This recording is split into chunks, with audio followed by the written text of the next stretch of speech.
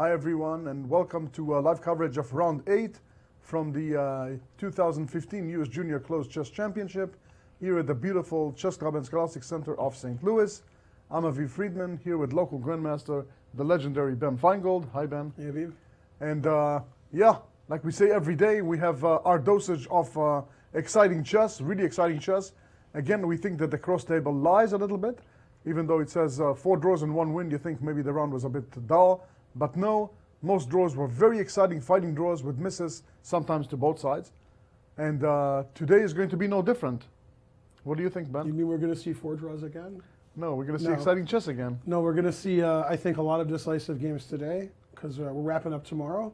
Tomorrow we start a little earlier, 2 hours earlier at 11 a.m. So this is the last chance the players get to sleep in. So they got to play exciting chess today. Chandra Shen, players tied for first, playing in round 8. Right. If we take a look at the standing very quickly, we will see that in first place we have a tie between I am Akshat Chandra and FIDE Master Arthur Shen. And Faith had it that they are paired against each other. Chandra is having the white pieces, so the burden of proof is definitely on Arthur, about 100 points lower rated, and black. Next we have in the sole third place, we have I am Jeffrey Xiong, one of the main favorites, GM-elect. Yesterday he was winning against Chandra, but once again Chandra proven his strong resistance in inferior endings and managed to save a draw. Next we have a group of 3 players with 3.5 points, an even score, and these are I am Luke Harmon Velati, FIDE Master Rufeng Li, and FIDE Master Iwanda Liang. Next we have Michael Bodek and Yan Liu with -1 score at 3 points. Yan Liu for the first time getting a gift from his opponent Kuran Han yesterday, as opposed to giving one, a very rare occasion. And next we have Mika Bratton, who is really struggling in this tournament. Seems to be decently prepared, but afterwards just loses his way. And closing the table, we have Kuran Han with 1.5 points. But we have to say that his last 2 games were very impressive draws. As a matter of fact, he could have had more than 1 point. Yeah, that's right. He played very well his last 2 rounds, and as you said, he could have more points. That's right. So the matchups for today, Ben, we already mentioned that Chandra is playing against Arthur Shen, and we know that Xiong is playing against Michael Bodek. Again, another very, very tough matchup. No, Xiong is playing actually under Liang. Oh, sorry. So who is Bodek playing? Bodek is black against Harmon Velati. Oh. A shocking revelation. Yeah, I was positive that Xiong is playing Bodek today. Well, these things happen. Okay. Yeah. Maybe you're right, and the screens are wrong. That's happened before. Oh, or maybe I'm just wrong. That's also possible. Yeah. So what we can see, it looks like, well, that's board 3. That's Yan Liu is playing white against Mika Bratton, which, well, they're sitting next to each other. Rufeng Li is playing Kuran Han. And yeah, we can see Bodek sitting black against Luke Harmon Velati. That's right. Okay. Okay, so Jeffrey Xiong, who's a full point. He's half a point behind Chandra and Shen. And a full point ahead of everybody else, right, is playing Under Liang. So very interesting, we have our 2-time world youth champion, Under Liang, playing the highest rated player, and GM-elect Jeffrey Xiong. Yeah. And those are, I mean, after today, we could see a 3-way tie for first, we could see clear first by a point, we could see all kinds of tie for first. Right, and it was really, it's amazing to think that Chandra, who is now a co-leader and having the white pieces against Shen, basically have everything in his own hands. Yeah. Yesterday, even towards the end, could have been just in Jeffrey's place. Jeffrey could have been where he is today, and he could have been in 3rd place. But he escaped proficiently with a beautiful little trick. He managed to embarrass the black bishop in that ending, and oh, here comes the wanderer. Oh, yeah, here we go. We are going with our usual ritual. And I see that this time my camera is starting from the left, going right. Oh, and I think that he is definitely becoming more and more efficient in that. TSA is calling. I don't know. He really didn't wand Luke Harmon Velati's hat, so I don't know. Yeah, look at this. This is really. This is really thorough. No, I think that his mind is on his later evening encounter with That's Kuran right. Han. And we're going to probably have Mike come around later to explain things to us. Yes, he's going to clarify exactly what's in the schedule.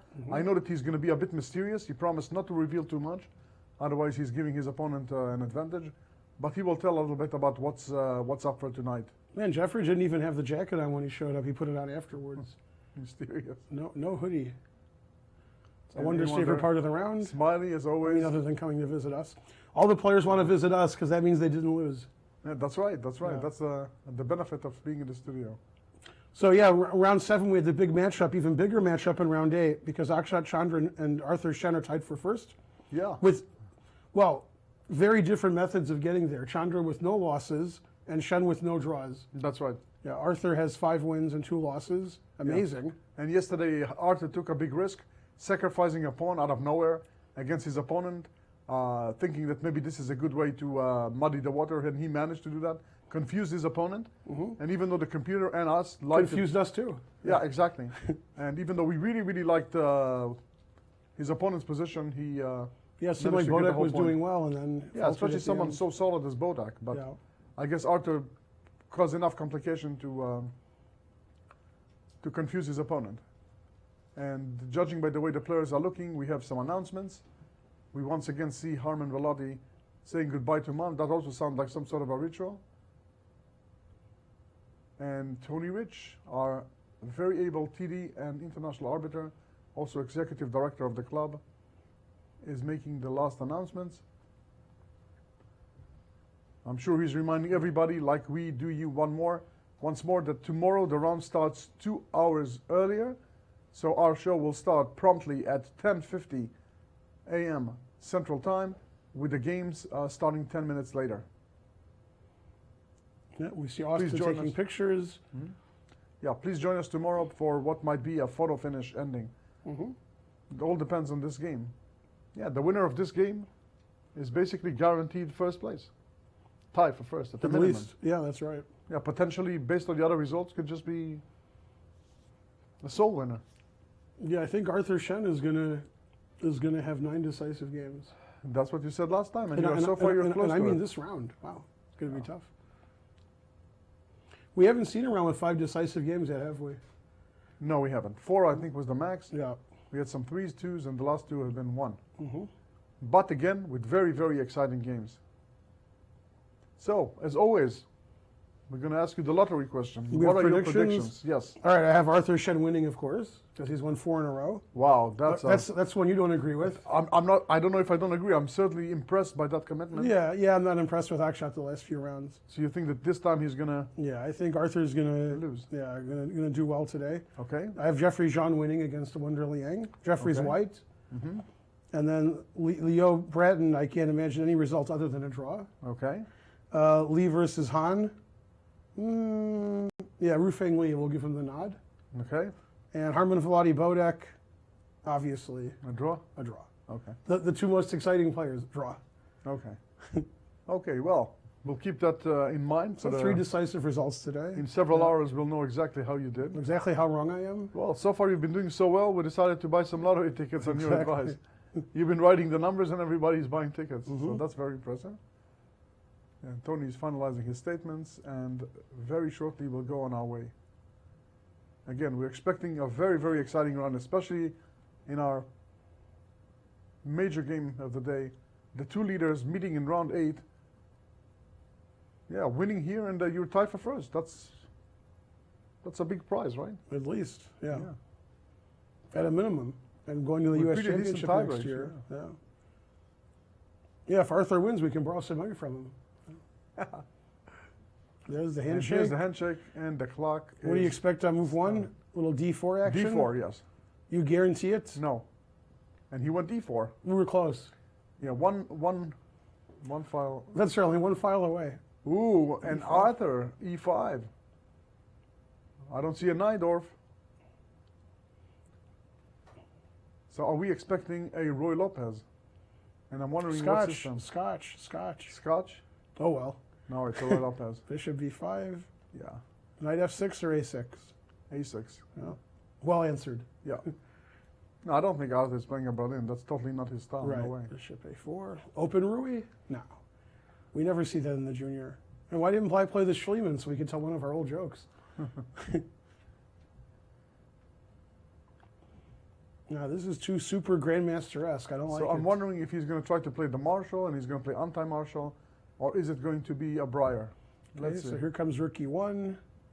You can do it, Akshat. You could also play bishop takes c6 c6 with the delayed exchange. I've seen that in one of the junior games, but I don't think it was Chandra with white. So Rui Lopez, that's what you expected from this game? Definitely not. The players seem like they expected it. Yeah, I think that they are trying to see who will confuse who first. And we have an interesting position on the Xiong. Yeah, it's a Benoni or, well, we don't know yet. Might be a Benko. We haven't seen a might be Benoni or Benko this tournament, have we? No, we have not. We don't see a lot of D4s. Very aggressive approach by A-Wonder. Yeah. He just decides to play uncompromisingly. And he played G6. Okay. So he's going to go for a Benoni. Mm-hmm. It's a good thing Nigel Short's not watching. Not Why a is big that? fan of the Benoni. He's not a big fan of Benoni? No. Yeah.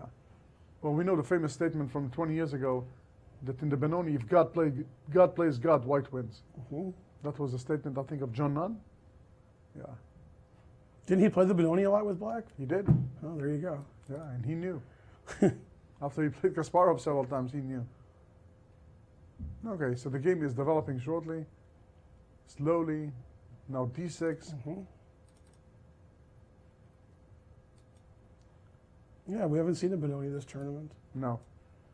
Okay, next. Yeah, this is some funny Pierce modern that I don't understand. He played G6 afterwards. Mm-hmm. Wow. Well, it's just a regular Pierce with C6. Yeah. It used to be popular. This variation for black used to be Right, popular. F4. some years ago. E5. Yeah. Yeah. Takes G6 I'm not familiar with. Yeah. Usually bishop G4 was played, Mm-hmm. and then double capture on You know, E5. And now- we had a lecture, if only you would ever lecture here sometimes, but Mm. eventually you will, I will. in August. Yeah, Yeah. for the or for the before. first time ever. Yeah.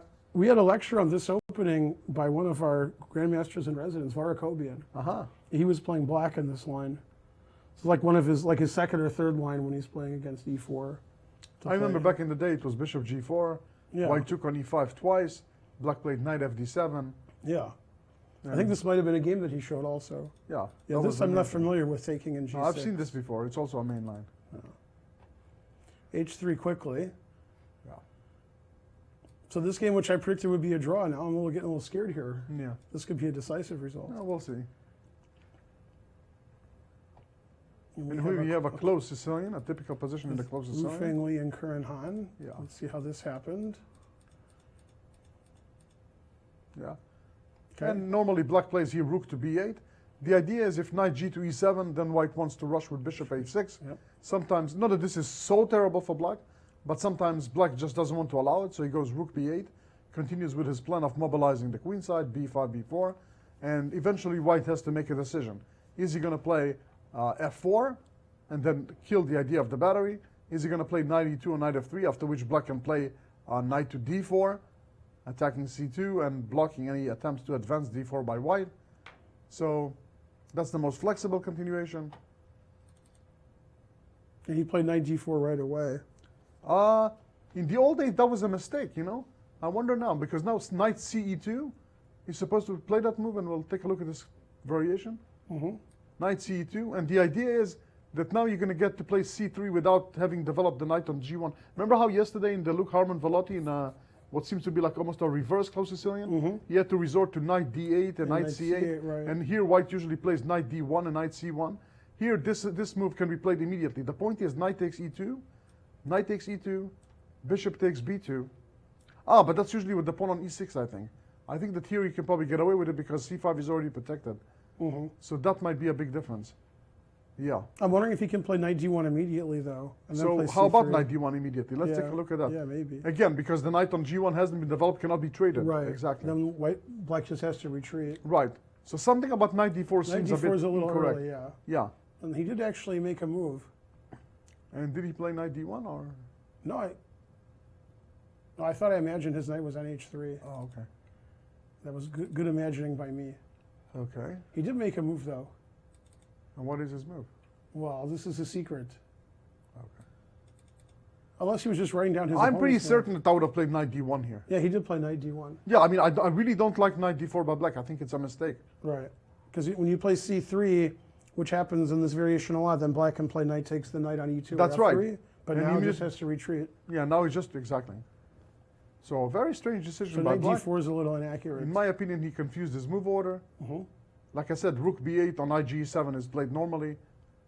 Okay, we'll see how that develops. It's not a disastrous blunder, but definitely advantageous. Yeah, this was a game that I was showing Ilya Nizhin a couple days ago. Uh-huh. Yeah, it's the queen c2 Nimzo. Mhm. This is Luke's game with Michael Bodek. Right, a3. And yeah, this was a game that I won in the 2001 National Open. Well, it's many games that I played. Mhm. But just to show the audience, okay, obviously I'll take with the queen. In the National Open 2001 in round one, my opponent played rook e8. And you just took a pawn. Right, and here after knight c6, black has very good compensation, but which is what I was analyzing when I played queen c7. In fact, I was going to play bishop to e2 to break the pin on the e pawn, Right. but instead my opponent quickly played queen takes d4. Hey, this could be the puzzle of the day, except I'm not playing in the tournament. Right. What's the winning move for white? We'll give our viewers a few seconds. Okay. See if Aviv can figure it out. I'm guessing. I'm assuming it's queen takes c8. Queen takes c8. Yeah. And the rook is a bit overloaded. That's correct. I was hoping for knight c6, then I take on a8. Yeah, that queen. The queen just keep on taking. It keeps on. Yeah. Yeah. My opponent took on e3 and took on c8, and It's the Hoover queen. I was able to win the endgame a piece up. That's more than we can say for some of our players. Sorry right. about the cheap shot. Yeah. But the truth cannot be.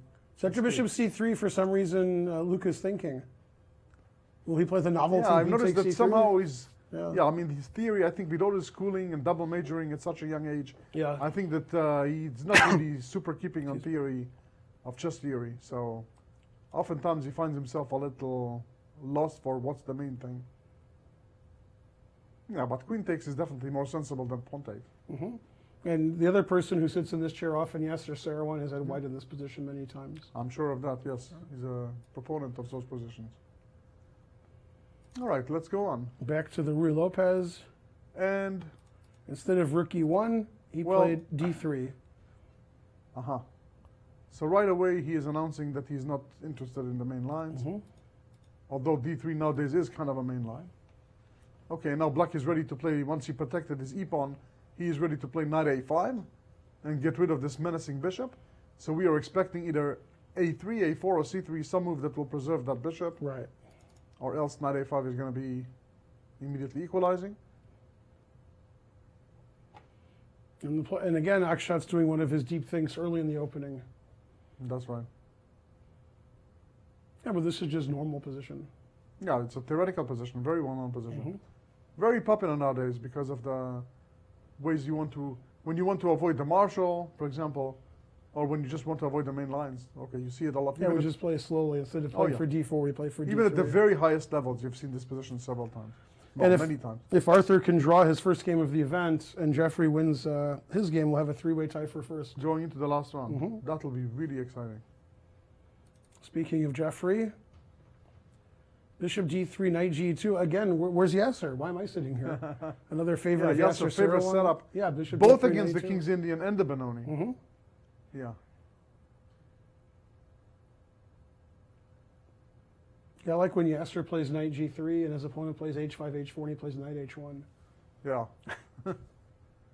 I like playing moves like knight h1, knight h8, so I'm a fan. Yeah, it's unusual. Confusing the opponent. Mm-hmm. All right, we're still in theory. We Yeah. can go on a little bit. And again, we have an interesting move, queen c7. I'll take white. Yeah, I'm not exactly sure what the rush was to return with the queen so fast, but okay. Yeah, I've never seen taking in g6 and queen c7. Mhm. It just seems very passive for black. Right. It Still- looks like a position that can happen in the modern Philidor even, Yeah. like e4, e5 lines. And where black plays after knight f3, d6, and after d4 captures, and yeah, this position could happen in that opening as well. And I for like- some reason, black lost the tempo with queen a5 to c7. That's right. Many times the queen and the Philidor just go to c7 in one move. Mhm. So I'm not excited about the way Black handled this position. It almost looks like a really good filler draw. I like White's development. I like White's space advantage. I really like his center. And he hasn't committed yet where he's going to castle, although I'm nearly sure he's going to castle queenside. Castling queenside is going to invite a really quick pawn storm, so... Yeah, nice position for White. Black's pretty passive. We like White. And after knight And after d1... D1, he is in the think tank, yeah. Maybe now he says, wait a minute, that's not the way it was supposed to happen. Normally when that happens, my knight on d4 can take something, and now it cannot. So, yeah, he's going to try to figure out what to do. My guess is that he's going to play something like, he can still play in the spirit of the opening, and after c3 just go to c6, but then he's going to have to reckon with a very quick d4. Really don't like the way Black played it. All right, we'll see what he chooses. And he did take with the queen and castles. And look, yeah. I'm having deja vu here. You guarantee the game will go the same way? Absolutely. E3, rook all E8, the way to the end. all the way till it resigns? Yeah. Yeah, e3 is a little more flexible than knight f3, so sometimes we play knight e2, play bishop d3, Right. knight e2. Then I can go to f4. Yeah, again, we're touching a subject that we discussed several times in the tournament, and I think it's really good for our younger viewers who are watching. When you have a flexible move that you know you're going to make, namely pawn e2, e3, that bishop f1 can see the light of day, then play that first. The knight on g1 can go to f3, maybe it's going to end up there, but maybe under the right circumstances, it's going to, you have a bishop on d3, knight e2, and then maybe you have some hopes of maybe even advancing in the center, right, with f3 and e4. Yeah. That happens in many Nimzo Indians. So still theory, and Luke is back thinking. He looks a little disinterested. He's like looking away from the board. Yeah, right again, and this left. isn't a Luke type position where there's fire on the board. Yeah, he's not not getting his positions in this tournament, not even once. We've been talking to him again and again about it, and he's semi-apologetic, but of course it's not his fault. He needs some cooperation. Yeah, now he's playing more like me. Yeah. Solid and boring. 0.001 advantage. That's what I want. He's playing like the Luke of 20 years from now, right? Exactly. Okay, down the list we go.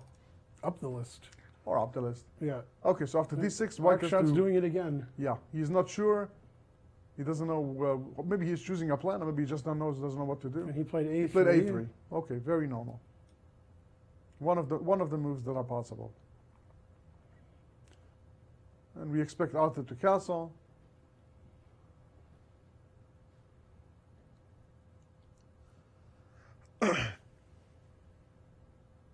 Yep, this is going to be a slow positional maneuvering game, which we've been seeing a lot of in the junior. Well, Arthur has several choices. I mean, bishop e6 is always interesting in positions like this. But yeah, most flexible, castles. And he castled. Yeah.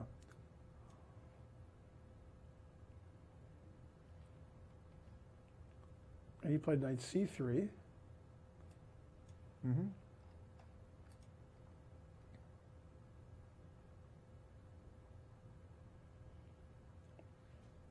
You know, the one time I had White in a Ruy Lopez, like this kind of variation, I played c3 and a4 and knight bd2, and the game never ended, and eventually I won. Yeah. But he immediately played knight to b8. So he wants to play the Briar without White ever playing d4. So he's going to put his knight back on d7, put the bishop on b7. Yeah, a3, knight c3, very slow. It looked more like a 4 knights, but That's right. Now we're going to get back into Ruy Lopez So territory. it's going to be, again, expected a long maneuvering game. Yeah. I was hoping for a marshal, so I'm a bit disappointed, Yeah. but I can't say that I really believed that a marshal would occur. All right, so next game. And the Wonders played e6, Yeah, getting again, back in into the spirit of the Benoni. Benoni. White castled. We're expecting a capture on d5. Then we can make side bets about which way White will recapture. That's right. I'm guessing that after ED he's going to take CD. Yeah, it's a junior tournament. Yeah. Yeah, Jeffrey would want to do that. So, yeah, we'll wait and see. Is there another move that's not ED? Is there a waiting move? There's a6. Yeah, you could play a6, I guess. You could play knight a6. Yeah, I played this line with white against Benoni, but I play knight f3 and h3, and I play knight e2. My bishop's on d3, and I've taken back both ways on d5, just not at the same time. But yeah, I'm less familiar personally with bishop d3, knight e2. Jeffrey's pretty happy. No hoodie yet. Well, since there's no knight f3 and there's no chance to pin the knight via bishop g4 like they usually do in the Benoni, I'm assuming that black pawn is going to be knight a6, e7, and after the inevitable capture on d5, maybe even immediately, play b6 and maybe bishop a6. Some plan that involves trying to get rid of that annoying bishop on d3 and solving the bishop, the eternal weakness of the bishop on c8. Since the players are slowing down now, I'd like to have a talk about what we expected before the tournament and what we're seeing now. Yeah. So I just want to say some things that to me, I wouldn't have expected. One is that Jeffrey Zhang has 5 draws. Yes, If very you told high. me that before the tournament after 7 rounds, I wouldn't have somebody believed could it. have won a big bet from Now him. he's half a point out of first, which is very reasonable, but 5 draws is a lot of draws for yeah. Jeffrey in this field. He's the highest rated player. That's right. Akshat Chandra had 3.5 out of 4, and then he's been sort of lucky to draw every game. I mean, That's right. He started out playing great, and then just That's sort right. of like, ooh, I was lucky I drew that game. I was lucky I drew that Thinking game. a lot in the opening. Wow. Yeah, I mean, he could have a lot less points than he has now. Surely. If you told me Arthur Shen had 5 wins and 2 losses, I wouldn't have believed that. Right. Wonder Liang had 2.5 out of 3, and then just totally faltered. Now, I'm not surprised that Wonder has 3.5 out of 7. That's probably what I would That's have a guessed decent score. beforehand, but 2.5 out of 3 was a shocking start for him. And yeah, Luke Harmon Velati has not had the kind of positions that he likes. That's right. And, We have memories of him playing really exciting games in previous juniors, and somehow couldn't. Yeah, where couldn't he's like, produce we're them. sure he's going to lose, and he wins or draws. And yeah, this has been not the most exciting. I didn't really know a lot about Curran Han or Mika Bratton, but Mika has a lot of draws, 5 draws and 2 losses. Right. And Ayan Leo, I wouldn't have expected to be playing so well the first 25 moves and then not having the good technique. Right. So it's been a pretty surprising junior, and we have a really bunched up field, the top 3, and we're still not sure who's going to win. But yeah, the way the games have gone have been a bit surprising. Yeah, I agree. I agree with most of what you said. Yeah, indeed, five draws for Jeffrey Xiang. If he has 5 draws and 2 wins, it would have been vice versa. It would have been more expected, right? Yeah.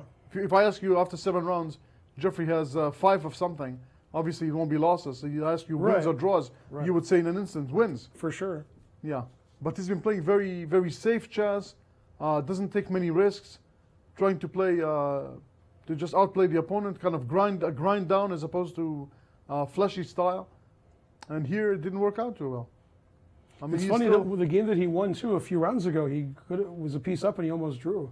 That's right. I mean, Yeah, he was a bit, how should I say, uncautious against his opponent.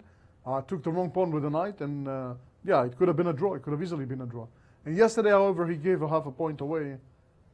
So we could have been talking about him having 3 wins and 4 draws. we could be talking about Chandra having 3.5 out of 4, then 3.5 out of 7. That's right. That could have been the case But as well. Akshat drew his last 3 games. But we know already that typical of strong players is the ability to withstand. The one unsurprising inferior statistic, if you would ask me before the tournament, that which 2 players don't have any losses, can we pick the right 2? Chandra and Zhang don't have any losses.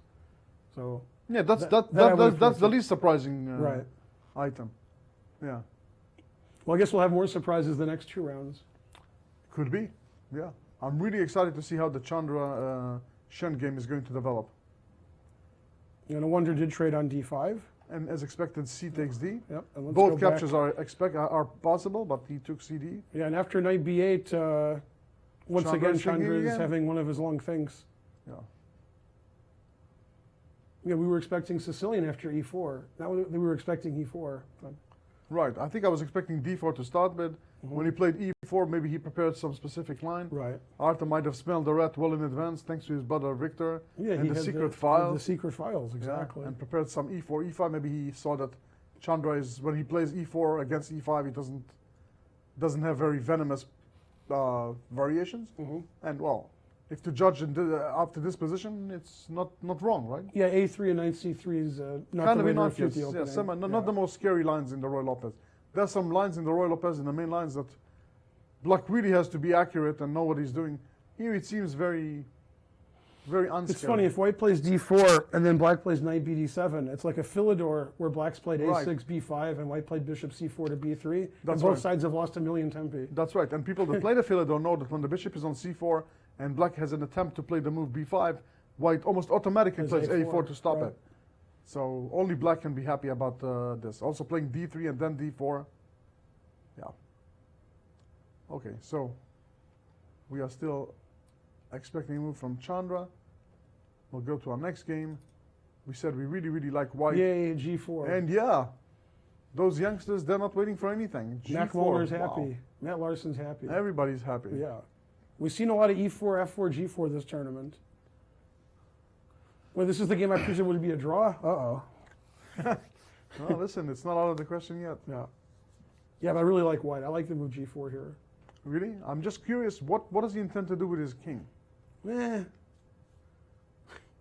You and your king. Yeah, so if I'm castling now as black with the idea of rook e8, and then what? Are you going to play queen f3 and then and decide? long castle? Hooray! Well, long castle. Maybe you can. Yeah, then I can play f5, g5. I don't know. With the bishop on g7 and the chance to play b5 is a bit alarming, but only a bit. Yeah, especially if I'm predicting a draw. That's not good. yeah, I think this prediction is already thrown to the basket. Yeah. So look over here in Rufeng Li's game. Yeah, what happened we there? see a double fianchetto after knight d1, b6, Uh-huh. and then bishop b7. Uh-huh. Not sure if I like the double fianchetto when white plays d4. No, I'm clearly voting for white in this game. And he castled. Yep. So black basically gave up on the plan of advancing his b-pawn to b5 and b4. Now let's see. White, I really like white. I really, really like white. I think that white is quite content here. I can see him playing d4. I can see him playing f4. Yeah, and black doesn't have the queenside counterplay or the knight on d4. White doesn't even have to bother to play d4. He can just continue with his plan on the king side. Yeah, and if he plays And black f4, is already his behind. knight has the f2 square and later g4, That's e4. right. Yeah. That's right. That's right.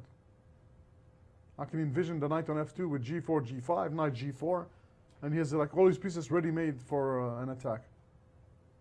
I prefer white. And he played knight e7, as expected. Now it's the moment of truth, f4, d4, or bishop h6. Right. Got to pick one of them. I have to say that bishop h6 is possible just for the sake of trading bishops, obviously. But the normal idea of bishop h6, castle h4, h5 is no longer possible because the rook has left h1, white has castled.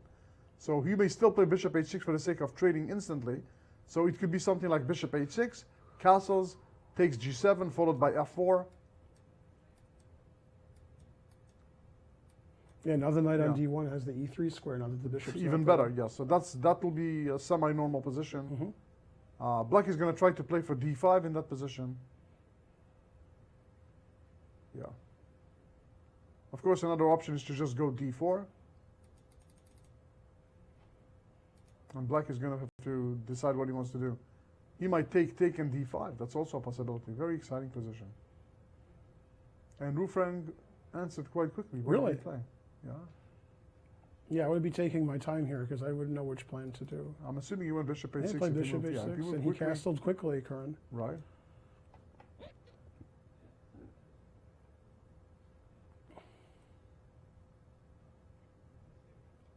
Rufeng Li playing so quickly. Could it be prep? Yeah. It's really quick. He took immediately.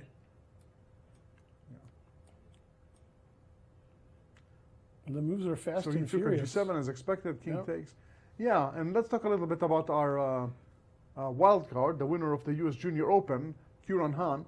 And yeah, he started the tournament on the left foot with 2 quick losses. And since then, you can say that he definitely showed that he can play some chess. He overcame his jitters and his fear maybe, or whatever he had against the higher rated players. And now he's playing with very little inferiority feelings. No. Right? In the last several games, yeah, I mean, against Arthur, he He's missed. winning, yeah. Yesterday, also. Who did he play yesterday? Yeah, yesterday he had a really good position against, was it Mika? Or was it Jan Leo? It was Against Jan Liao, yeah, exactly. That's the gift yeah. that Jan got. Yep. Yeah, I mean, a really nice position. He played a beautiful combination with knight d7, rook moves, rook takes c6, Yep. and the rook was immune because of the mate threats on the back rank. He had an extra pawn plus the initiative. It was hard to see the move the computer judged as the best move, rook ca6, back there. But if he would have just played simply, I think that the point was his to take. Okay, so not so easy against much higher rated players. Yeah, also his draw against Luke Harmon Valetti was very convincing. Almost you could not tell who the higher rated player was in that game. Wow, he moved again very quickly. And what happened? Did he play? I just saw him hit the clock. I don't even know if he made a move. Maybe he just hit the clock. Maybe knight e3? What did he play? Yep, 93. Okay, knight e3. Now the bishop's not on e3. Now I'm curious what he's going to do against. Oh, I guess the knight could be heading to g4. And queen h6. Yeah, this could become this could Rawr. become exciting. Yeah. I like, it reminds me of knight g4, I was thinking black could play knight g8 here. And that reminded me of yesterday when Aksha could have played knight g8 against Jeffrey Zhang. He said, no, that's just like That resigning. amounts to resigning. Yeah, I can't play knight g8. This position a little different, of course. Yeah. I'm always impressed when we interview young players who are high rated to see how much, despite the young age, and if you look at Akshat's rating, let's say a year or two ago, let's say 2 years ago, he was at best a club player, I think. And now already is at with 2 GM norms. And it's amazing how fast they grow and evolve. It makes you want to come back into chess and get those norms? Yes, it makes me want to go back in time and start earlier. Back in than I time, started. okay. Yeah. But why not do it now? That's even more impressive. Yeah. You're not the only one who's asking. I'm not the only one? No. Or- But looking at his chess, it's inspiring. On one hand, I'm impressed by the titles and by their amazing ability. On the other hand, with misses and the Yeah. technique to be desired, you have the feeling, hey, I can do that too. Now, you've played in the U.S. Chess League, maybe at least once, or at most once. That's the least memorable event of my life. Yeah. I don't think I won a game in that event. Yeah? Yeah. But I must say that, it's also a question of a personal preference. For me to sit without an opponent and a computer, there's something uninspiring about it. It's much more exciting to play a real opponent, see their faces, see how they feel. Yeah, Patrick Wolf hasn't played in tournaments like probably since you, and he played in the U.S. Chess League. And he likes it? I think so, but he didn't make him want to play in tournaments. Right. No. But And he's Orlov's, very busy in the Orlov's finance playing in the world. U.S. Chess League also. Was that? Orlov, Yes. another Yeah, strong another- player. Yeah. Yeah, Washington State IM, and a coach, a local coach. Obviously should be a GM. And also Serper, also from Washington, a strong Yeah. grandmaster. A nice shout out to our friend Greg Serper, who I've seen at the Castle Chess Camp in Atlanta just some weeks ago. Yeah. It was nice after I haven't seen maybe him in 10 a or long 15 time. years hiatus. Yeah. We used to coach at the same chess camp in Wisconsin back Yeah, in the Wish day. Chess, I remember. Wish Chess, exactly. So it was a great reunion, and we have corresponded since, and just a wonderful person Oh, and a very awesome. strong chess player. Yeah, I want to give a shout out to the night relocation camp in Michigan. I teach there every year in Ann Arbor. That's right. But obviously I'm here now. That's right. So I recommended Alexander Shabalov, and guess who's teaching there now? Alexander Shabalov? Shabalov, yeah. And there should be on the air listening, right? Yeah, they're listening now, and Very they're cool. taking some of these positions from our games and showing the students, That's and right. trying to see if their students can get on this program and sit between us in a few years That'll be very and nice. explain their moves to us. And they have chosen wisely. Your advice was good. Mm-hmm. Chess Hall of Famer, Yeah. Grandmaster, very original player, Alexander Shabalov. Excellent choice. Okay, now in this game, we see a lot of moves, but nobody hung all their pawns, like in my game. So knight f3 was played instead of e3, Okay. c6, E3 anyways. rook e8, bishop to D3, d3, bishop f5. yep. And white's thinking. And this game is going to produce fireworks like in Mikhail Tal's games, right? Exactly. Or not. like Yeah. the fireworks in Mikhail's games today. That's the Yeah. same number of fireworks. Yeah. Yeah. It's funny, the first time I ever saw Tal, like in person, Uh-huh. 1988, I went to the World Chess Festival in St. John, New Brunswick, Canada. Boy, was it cold there. And I walked into a Skittles room, and there were two guys playing blitz chess, and they were surrounded by infinite number of people. And I looked in, and it was, Tal was white against Alonso Zapata, and the Colombian grandmaster who now lives in Atlanta, I guess. Right, yes. And Tall was down a queen, and he had a knight on d6 as compensation. It was a really strong knight. And Black couldn't move because the knight was so strong, and Tall won. I didn't see him sack the queen, but I was like, the first game I ever see Tall play is a blitz game where he sacked his queen for positional compensation, and he won. Yeah. So that was a real impressive to me. He won the World Blitz Championship that year ahead of Kasparov and Karpov. That's right. $50,000 first. Yeah, a lot of money back in the day. Yeah. Still a lot. Yeah, nowadays. For But blitz, then. even more. Yeah. I remember the first time I met Tal in person, I was actually introduced to him by Grandmaster Dmitry Gurovich from Chicago. I was in Vegas, and they were talking, and I was there. He introduced me, and Mikhail Tal is known as one of the most gracious players ever, despite being a world champion and one of the best of all time. He had very small ego, not really very, very modest. I remember they were analyzing some variation in the Sicilian, and he was sitting next by, and they were talking, all the grandmasters were contributing, he was saying nothing. Then somebody decided to ask the great Misha for his opinion, and then he started talking. And as he was talking, everybody else got quiet. Everybody, including the grandmasters got a lesson on the Schwenningen Sicilian. He explained the nuances, and it was beautiful. It was definitely a memorable moment. Yeah, he was a real amazing player. Definitely. Yeah. And he played the New York Open once, I think 1990. I think he took second place after, was it Kamsky? Who won it? Somebody won it. No, not Kamsky, somebody else. Or maybe Kamsky. So yeah, this game is not going to produce lots of fireworks. No. Let's quickly Not go very elsewhere. Tall-like, no. Let's go back. He played knight e2. Okay, very similar to the maneuver rook e1, knight d2, knight f1, knight g3. Right, the knight's going to get to g3 eventually. Yeah, greener pastures on the king side. And, somewhat normal. Yeah, white's going to try to attack on the king side. Yeah, and the reason they're thinking in this position is, I think both players are thinking about the move order. Because the plans are pretty clear, but you want to make sure that you choose the proper move order. Sometimes you can get into trouble. For example, I can tell you that one of my students was actually another Roy Lopez, played something very innocently, but seems like logical. So let's pretend we'll use it, apply it to this position. Something like, let's say, knight bd7, knight g3, rook e8, with the intention of playing bishop f8, and all of a sudden comes bishop takes f7, king takes, knight g5, and knight e6. So yeah, I mean, this is, of course, after bishop f7, the king had to move, bishop took the rook, and exchanging the pawn up, white had no problem winning the game. So yeah, you want to be a bit cautious about accidents like this, and also think to yourself, what is the right move order? Should he play rook e8, leave the bishop on c8, play rook e8, bishop f8, g6 quickly, so as to neutralize the f5 square from the knight, or choose another move order, maybe knight d7, knight c5, hit the bishop with a tempo and expose the bishop on c8 to the f5 square, like it is now. Many, many different nuances, and we'll see which one Arthur chooses. To me, it seems like rook e8, knight g3, g6 is not unreasonable. Like I said, another plan, when the bishop cannot change diagonals and go to c2, is to play bishop e6. Yeah, that's what I Just was challenge it. thinking, Just 'cause go for it. You're going to either trade the bishops or force white to play c4, which is That's right. a bit And then strange. c4 is really not the move in that position. No, it's especially since I can just take it. less explosive than usual. Yeah, I'm just going to take it. And if you take with the pawn, e4 goes. So, yeah.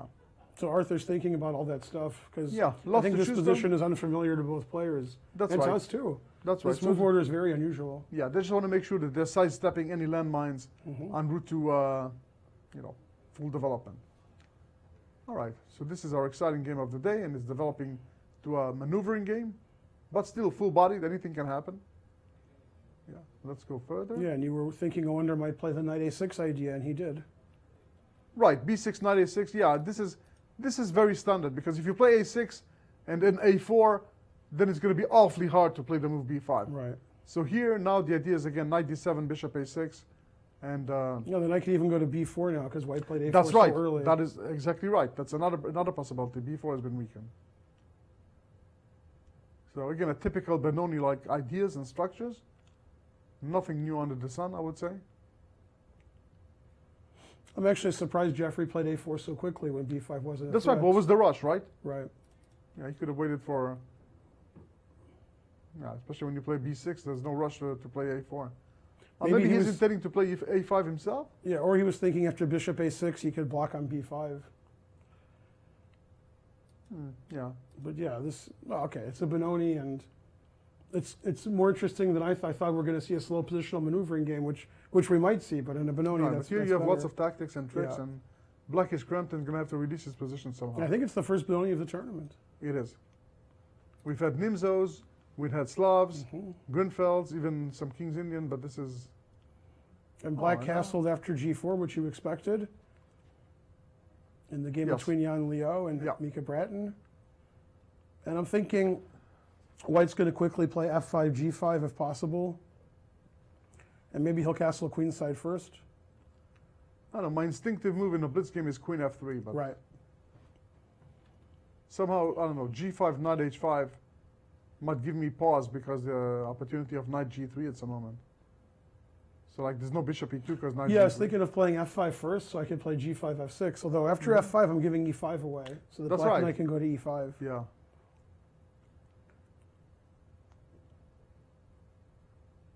Well, So, I mean- very interesting double-edged position, much more exciting than I was expecting from this game. That's right. I mean, optically looking, those pawns on That's E, what F, he and did? G4 are exciting. Yeah, he just played Queen F3. Okay, that makes sense. Yeah. But it looks to me like you cannot just send the pawns on attack with the queen back on D1. The rooks are connected. Your king is in the center. We're in an open E file. I mean, I would love to do it, but let's be reasonable. Now the big question is he going to go left with the king? Is he going to go right? Is he going to still leave it in the center for a bit? Well, at the St. Louis Chess Club, the way we handle these positions is we play king to D2. We have seen it. This is how we handle it Yes, here. as a matter of fact, just before the game, Alex Yeah. Marla told me about some positions. Yeah. Again, the player will remain nameless to protect the innocent. Exactly. Where it was a dilemma what he should castle, what he should do, and he solved that problem with playing king d2. Because before that, he saw a lecture saying that the king is an active piece. Yeah, But I guess he yawned at the part when somebody said, in the end game. exactly. that little caveat he forgot about. So yeah, I'm expecting a move like rook e8. That move kind of begs to be played. And then we'll see what White wants to do. How long is he going to be able to leave his king in the center for? I don't think forever. No, I'm hoping for queenside castling, and we'll see lots of excitement. Yes, me too. Although I have to tell you, even after kingside castling and the king goes to the side, still, there could still be a lot of action still. But I think that black needs to move it. Yeah, not just let white There's run gotta over be- him. Yeah, there's got to be a b5 in the offing sometime. You got to play it, whatever, it doesn't matter what white castles. I think b5 and sometimes b4 is something we need to see, especially with rook e8. Try to create pressure against the e-pawn. And not so easy. I'm not crazy about the tempo that black lost with queen a5, queen c7. Right. Can you imagine if the pawn was on b5, it would have been black to move? And that would have been a little more typical to the position. So while we're waiting, let's go on with other games. Not the most exciting. So they have traded bishops on f5. Yep. Queen b4. And after queen threatening, b4 and then attacking queen b7, c8. black does not want to move his pawns and weaken his structure, especially not touch the b pawn and make the c pawn look funny. He just went queen to c8. No less. Okay, I'm voting this game to be a guaranteed draw. Guaranteed. Wow. Yeah, save for a real blunder. I Okay. don't think there's going to be an outplaying. I'm willing. My only caveat is that one side blunders. Just outright somebody playing the other, I don't see it. And, yet. and I strangely predicted this game would be a draw, the one that's with the two wild players. That's right. Yeah. Okay, and then we have our other game where Curran Han played queen to d7. Okay. So it's fair to say that he's planning after knight g4 to play knight g8. I think so. That has to be the plan. So I'm looking at this position, remembering black played an early knight d4, which we thought was ill-timed. And looking now at the position, I'm not seeing how I took advantage of it. I'm not sure how he could have done better, but Yeah, trading pieces might not have been the most active way to that's right. take advantage of the position. Now I have another rule, and this is generally for my weaker students. Most of my rules are for my advanced students. But basically every game that my students show me when they're like under 1800, they try to play bishop and queen and trade the bishop. They do it every game with both colors. Right. I say you're not allowed to do that. You just don't permit it. No, because I want them to play chess. I want them to play in the Right. center and castle and get their pieces out. And they're So- like, wait, I want to play bishop e3, queen d2, and trade bishops. And I'm like, Yeah. you want to waste 3 times to trade bishops? That's your goal? Yeah. I can tell you about some of your students that do worse. Yeah. They put the queen in front of the bishop and try to Wow. give checkmate in every game. Yeah. And we know how well that works usually. Yeah. So I'm curious if there's a move d4 here with the idea of pawn takes d4 and then knight takes d4. Is that anything that, of course, black can just choose to hold the position, And right? then bishop takes d4, knight d4, bishop d4. D4. Yeah, exactly. Yeah, that's a personal joke nobody will understand. Including us. Yeah. I mean, if this happens, Yeah, then this I'm a is- bit worried about the black d pawn because Right, rook yeah, d1 rook is coming. D1, yeah, exactly. And yeah. So if he doesn't do it, then he has to relinquish his idea of d5 because the c5 pawn needs some babysitting. There's no reason for Sometimes- white not to do this. This looks... That's right. But what I mean is if you go back 2 moves, Mhm. black, instead of taking, he can just maintain. So let's say he plays rook d8 in this position, one of the rooks, yeah, let's say this one. And there are close Sicilians where black just holds. Once d4 is in, Yeah, he plays... I'm worried about d5 because my knight seems like it's trapped on a5 or e5. I see. Ah, so in this position, maybe, yeah, maybe this move. Now could be, queen d7 is making yeah, it there you go. difficult So to do that's- anything. Well, so now I'm really starting to like white's d4. But maybe it's not so easy to just hold here because the knight on e7 took the place of the other knight. Huh. And I think he played d4. He did. Really? Yep. Well, it's the most sensible. I'm assuming that the intention is if pawn take to take with Take the with knight. the knight. 'cause I if don't want pawn to take takes with the then pawn and then d5, Yeah, it should be okay. and then after e5, knight f5 or something, or not even, just holding. It's. And of course, I like like you said, that the for idea- white too, because knight g4 is coming. I like taking with the pawn and playing e5 also. Yeah, even that is good. Yeah, I like With it. knight g4 to follow. Yeah. Yeah, but black can probably play knight f5 and be okay there.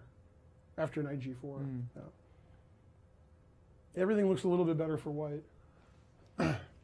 Yeah, so we give a slight nod for white here, especially after his expansion move d4. Boy, the games are very slow and methodical today. That's There's right. no big fireworks in the opening yet, and the only game. Everybody's very cautious. Yeah, I think in Jan Leo, the Michael Bratton game or Mika Bratton, where white can castle queenside and everybody goes crazy. That's our. That's the one game. That's the our potential game for potential. Coffee House. Yeah. yeah. Right. Is that like Crazy House? Coffee House? Yeah. Close. You know, Thursday when I'm resident GM again, I think I'm going to be asked that question.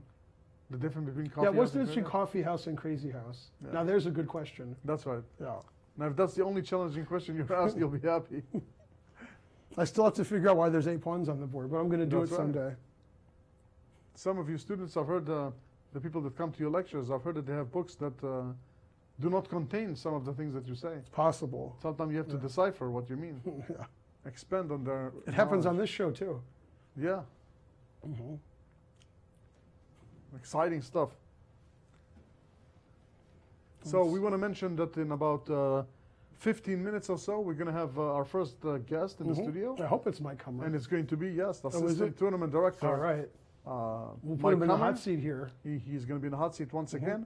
He's going to tell us a little bit, maybe we ask him a little more about how the tournament is going, now that it's already And ask him about near the home end. run derby, of course, yesterday. And the what? The home run derby, right before the All-Star Home run game. derby, yeah. He's very interested in that also. Okay, more than me for sure. I didn't even know about that.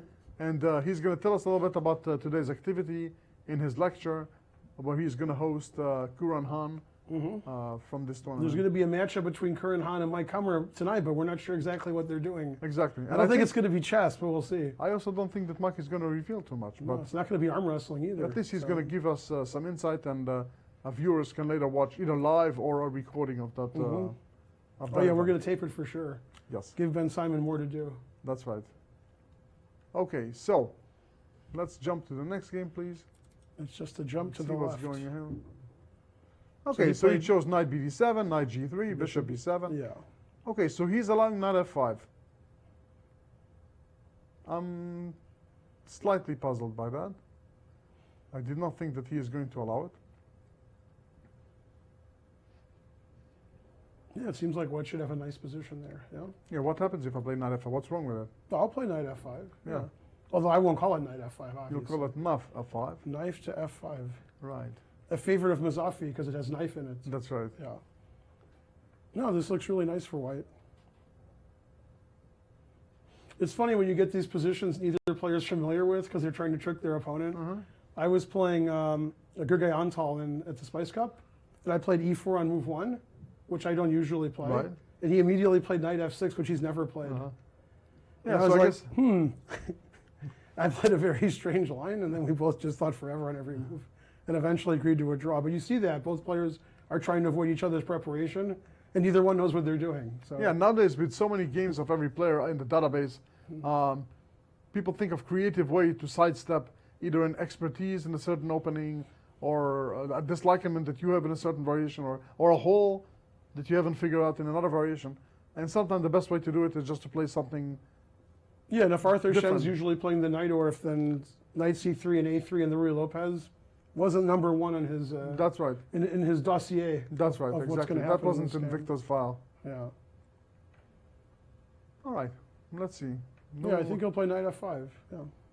I mean, it makes sense to play it. I think it's just a normal move here. And he played rook e1. He showed us, Okay. Now. pretending that he played knight d2 to f1, just to show us. Well, I'm guessing that in this specific position with the knight on d7, bishop b7, it's not going to be so easy to play g6 here, because after bishop h6, rook e8, knight g5, maybe? And can this cause a little discomfort there? I know there's d5, but then the e5 pawn looks loose, and No, this is going to be good for white. yeah, this looks messy for the wrong reasons for black. So maybe white is in no hurry to play. Yeah, normally when we play g6, we preface it with rook e8, bishop f8 first. That's right. If that's possible here, again, we have your tricks. Looks like now we can do it. Now we can do it because the bishop moved from c8, so the queen is not going to be trapped after our Yeah. bishop sacrifice. So maybe Arthur will play rook e8, bishop f8, then g6. Yeah. Here's one hope that I'm really, really praying will not happen.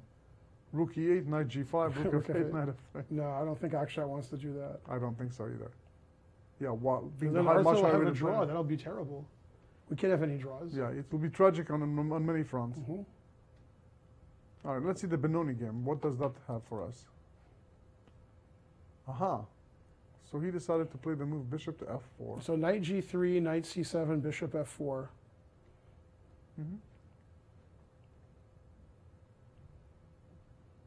Okay, now we're expecting potentially bishop a6. Yeah, and I wonder if white's going to play knight b5, and that's why he played a4. Very possible.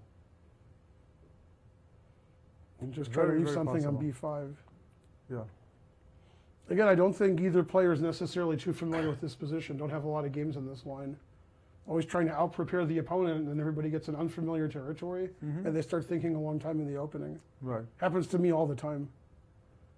Man, when I played Matikosian in the first round of the Norm tournament last year, I usually don't take an hour the first 10 moves. I think I took an hour the first 7 moves. Really? 6? What was the opening? What Well, color it were was you? e4, c5, and I was trying to avoid the knight orf, and I was playing like an early knight c3 and d3. Somehow I played bishop Oh, e2. you were white. Yeah, I played bishop e2, and then I played bishop c4, like the next move. Why didn't you go usual d4? Yeah, exactly. You're worried about the king's in? He would have expected that. Yeah, well, I play e4 Tried to sometimes. surprise? Yeah. Yeah, I surprised everybody, me, him. Everybody was, the arbiters, they thought the DGT was off. Why is the pawn on e4? When I play in the US Chess League, which is rare now because for some reason, the people who run the chess club here think the Webster kids are better than me. Yeah. Anyway, on the rare occasions I do play, they're like, dude, just play d4. Play what you know how to play. Don't be playing e4. Is that the B3. instruction? Oh yeah, don't be. So of course I play e4, b3, knight f3.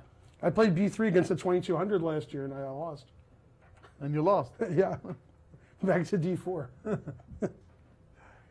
They're like, you can play one seer, but you have to play d4. Even when I was black. Amazing. So it was tough, yeah. I don't know why they think the Webster kids are better than me.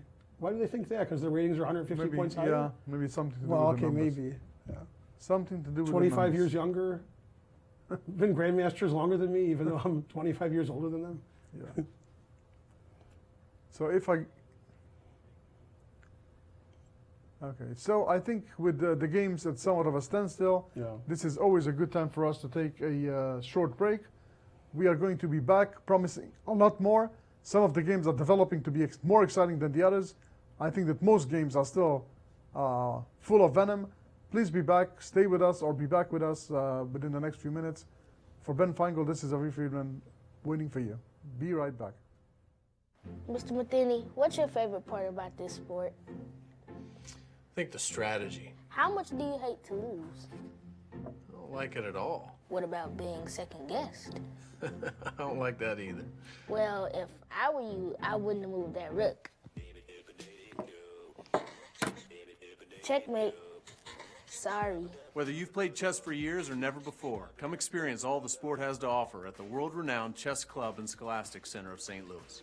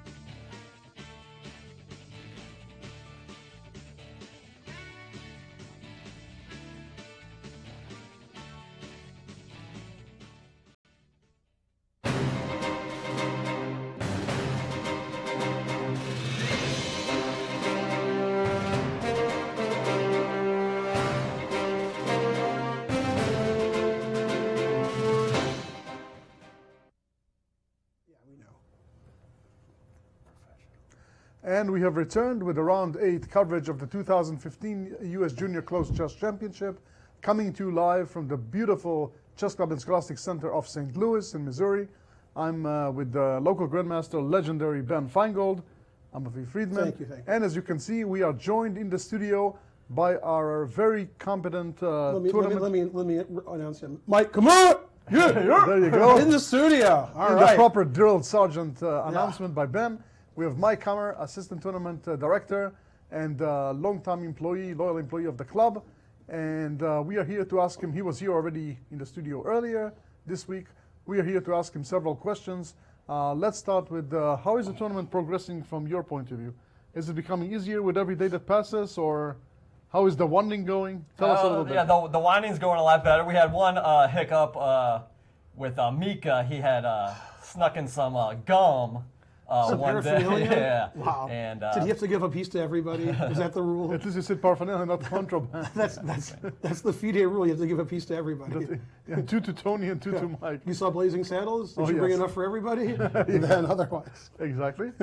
And I think that looking at this beautiful group of players who are really good sportsmen, and I think you're not very busy, right? There aren't that many issues. No forfeits, no. Well, I heard you guys give me some flack about what took so long on declaring the threefold repetition in the Ashok game. Well, first, because it was before 30 moves, right? Right. I had to actually go back and verify.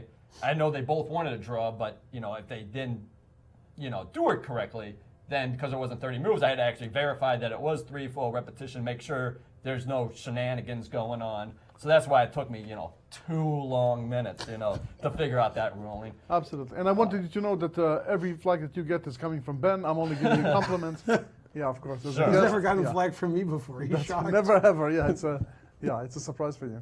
So I know that you're also here to tell us about the special event that's taking place tonight. And actually, without too much introduction, I will leave the whole presentation to you, please. Sure thing. Okay, so as you may or may not know, I teach a class on the YouTube channel, Beginner Breakdown. Who doesn't know that? Come on. Who doesn't? Yes, yes. Beginner beatdown. Yeah, Beatdown. It might be changing. So for the 7th year anniversary, last year we had a special where I did my best Clint Eastwood impersonation and reenacted the RNC chair gag. And that was a lot of fun. You can look that up on YouTube. Anyhow, so this year, you can just type in like Clint Eastwood chair parody or something. But anyway, so this year I'm going to do something very special. This year, none other than National Master Karan Ray Han will be in the hot seat. All right. Initially, I was just going to analyze his games against, a wonder, talking about, hey, why are you playing the back row defense and everything, and then his game against Bodak, where he had one piece off the back row, the dark square bishop, and he did everything he could to trade it. So I was just gonna, kind of joke around with him on that one. But instead, I'm just gonna go for the glory, and I'm gonna put down $50 of my own hard-earned money. Very hard. Very It's even hard to open the envelope. 50 singles. $50, and Wow. Are you the kind we're of guy going to who play a pays- very special exhibition match. Now wait, are you the kind of guy who pays your parking fines in pennies? That's what it looks like. Yeah. So if he beats me, he's a kid. They're like $1. I like the way you got $1 bills in an ATM envelope. That must have been tough to do. Okay, but let's not spoil the story. Go on with the story. Tell us exactly the details, or Well, whatever you're allowed to tell. I can't expose all the details because I don't want to give him any kind of advantage. I want to shock him with a surprise because, he is rated about 400 points higher than me. So so he's got an advantage there, but I have advantages with my surprise and some very special stipulations. Home court advantage. Yes, and a cheering section. That's hopefully. right. That's right. The class, the loyal classmates. Yes. Okay, so that will take place. Tell us when Yes, and where. 6:30, probably in the tournament hall upstairs in the. So if you are local, if you are in the area, then we strongly recommend for you to attend the class with that special feature today. It's always nice to see a local chess master, a guest chess master being challenged to some sort of a mystery match Yes. by one of the locals. And if the games are still going on, they're going to stop them so Mike Hummer can do that. Right, Exactly. adjournment. And we might even have Kuran Han seal a move right. just so we can, yeah. But I think And he you was have the instructed to envelope finish form right good. Exactly, already have the Professional. envelope ready. And for those of us, those of the viewers who are not as fortunate and geographically challenged and cannot come to the club, will they see a recording of that? Well, hopefully our very, very great producer, Ben Simon, can expedite this to get up there as soon as possible. And he will take care of the videotaping. Yes, and hopefully the ring introductions as well. Yes, Of course. he does very well with That's right. the For- wrestling. yeah, we should mention to those who don't know that on his spare time is a second hobby/vocation. Mr. Simon, our producer, who was already in the studio several days ago, he doubles as a ring announcer in wrestling matches. Yes, I've actually attended one of them for the $2 beers, obviously, but at the South Parkway Athletic Club, and it was a lot of fun. It was great. So You mean we, because of Ben Simon or for other reasons? Yeah, $2 beers, you can't beat it. okay, so is he a good announcer? It's fantastic. Yeah? You know, he's in there. He's like, down goes Frazier. Yes, it's pretty good. Okay, very good. So we're hoping to see a combination of him wearing two hats, as both the announcer and the videographer. Well, Jonathan's doing such a great job videotaping. He might just leave it to him. So we might have two of our staffers join you on this. More the merrier. Yeah. Exactly. I know I'll be there. Definitely. No kibitzing. No kibitzing? Mike is already covering all angles. Okay, so if you're a betting man, and I know you are, would you say that you will be separated from your $50 or no? Well, what are the odds? What is the over-under there? I do make a lot of bad bets, but this isn't really a bet. I've successfully defended my $100 bounty against Sunderham, and I'm That hoping was to a do great it. video. Now, is it possible to lose partial that? You can lose 50 or lose nothing. You can give that away? Yeah, it's just, he's either going to get 50 or no. Yep. Okay. Okay. Yeah. Wow. And that's tonight at 6:30 for those who can come to the club and watch that beginner breakdown. Lecture 7th year anniversary special with National Master and U.S. Junior Open winner and our wildcard Kuran Han, and along with Mike Kammer, the man behind the show. I'm guessing if he gets separated from his $50, it'll be a Mike Hummer breakdown. I think the reason he gave it in singles, it's like a mother saying goodbye to the child on the way to the school. Just like one a day, very slow, very hard separation. But, well, we'll see. You might be able to keep it. We might interview next time with the very same envelope still in your pocket. So we're wishing that everybody that can make it tonight, make it to the club. If you cannot, please subscribe to our beautiful channel and be sure to catch it later on a video by Jonathan Schrantz and Ben Simon from our very own production staff. So, Mike, before we let you go to your busy job, anything else you want to add about the tournament? There's any anecdotes from upstairs? We know that one time one of the players had to take his shoes off because of the winding. Yes, Ashok Chandra. Chandra? Yes, he like on day 2, he scanned it and it was all beeping, and so then the next day he came in with a new pair of shoes. So sneakers I from now. didn't want any more shenanigans. Yeah, I guess those are two metallic. Maybe they were the for- shoes from Get Smart. He had to make a phone call. It's either that or the Wizard of Oz. Yeah, Yeah. exactly. Okay, Mike, we're going to let you go because we know you're very busy. And thank you very much for joining us in the studio once again. My And pleasure. thank you for all the work that you do for the club. Always appreciated. Uh-oh. And the money goes back to the envelope. And we are going back to the games. And here is Kuran Han facing us. He's already in concentration mode, something that probably is going to be carried over to the Mike Hammer lecture later on, 6:30 tonight at the club. And we are going to look at the game between Li Rufeng and Kuran Han, since they are already in the live picture. And we see that some things have changed.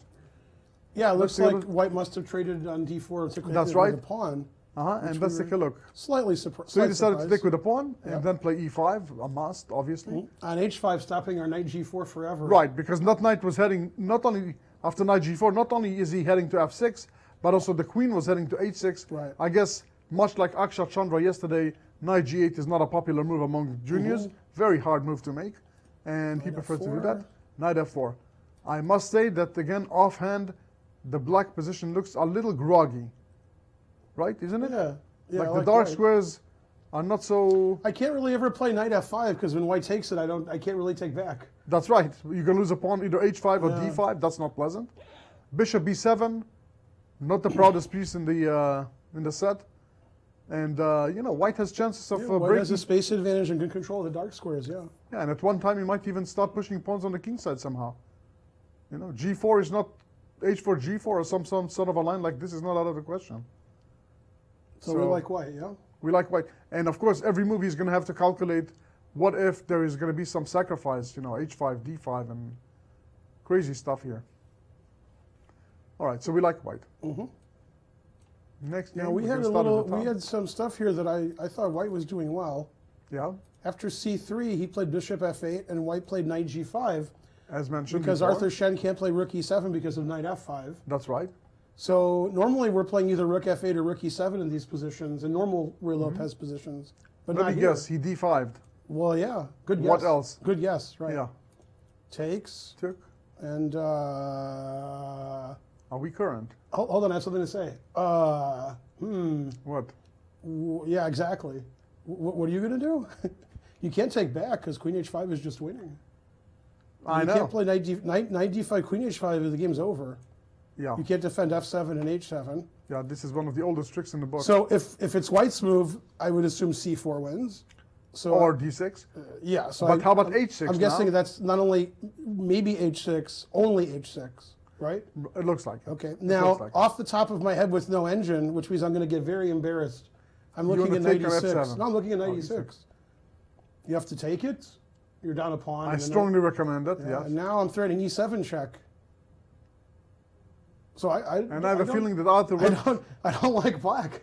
Yeah, Arthur me went the talking? wrong way. You hear me talking? I don't Yeah, like he's black. going to have to move the king and lose the horse. No, I don't like black here. Black's down a pawn and worse. That's right. Yeah.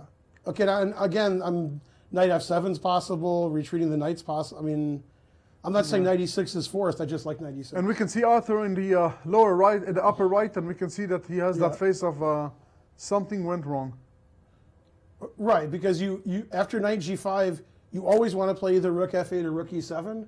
I've never seen a Ruy Lopez where black played d5 here. No. The Well, two knights maybe. That's right. I mean, okay, it's not completely outrageous, but with the knight on g5 and the queen heading to h5, that doesn't look promising.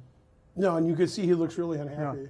And all of a sudden, in that structure, let's say if knight b6, then c4 can just be played. You know what time it is?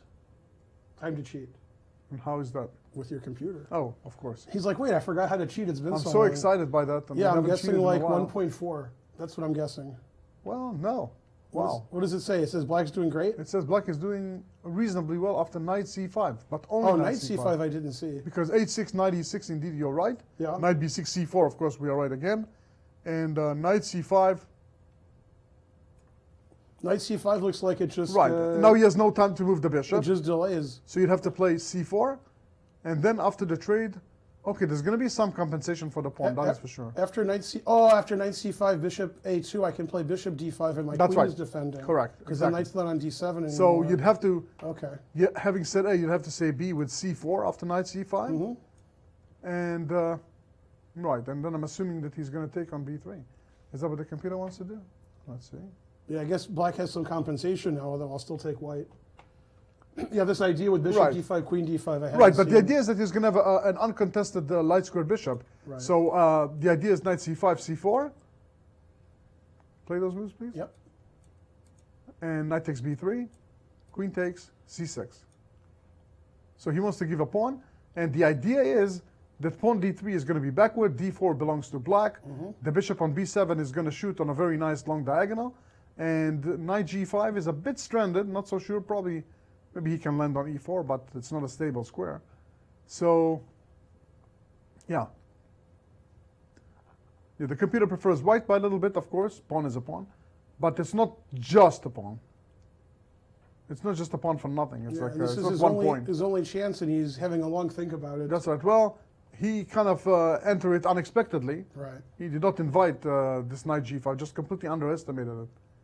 And that's we were talking about it before, right? About how all of a sudden at the wrong time knight g5, sometimes bishop f7 can occur.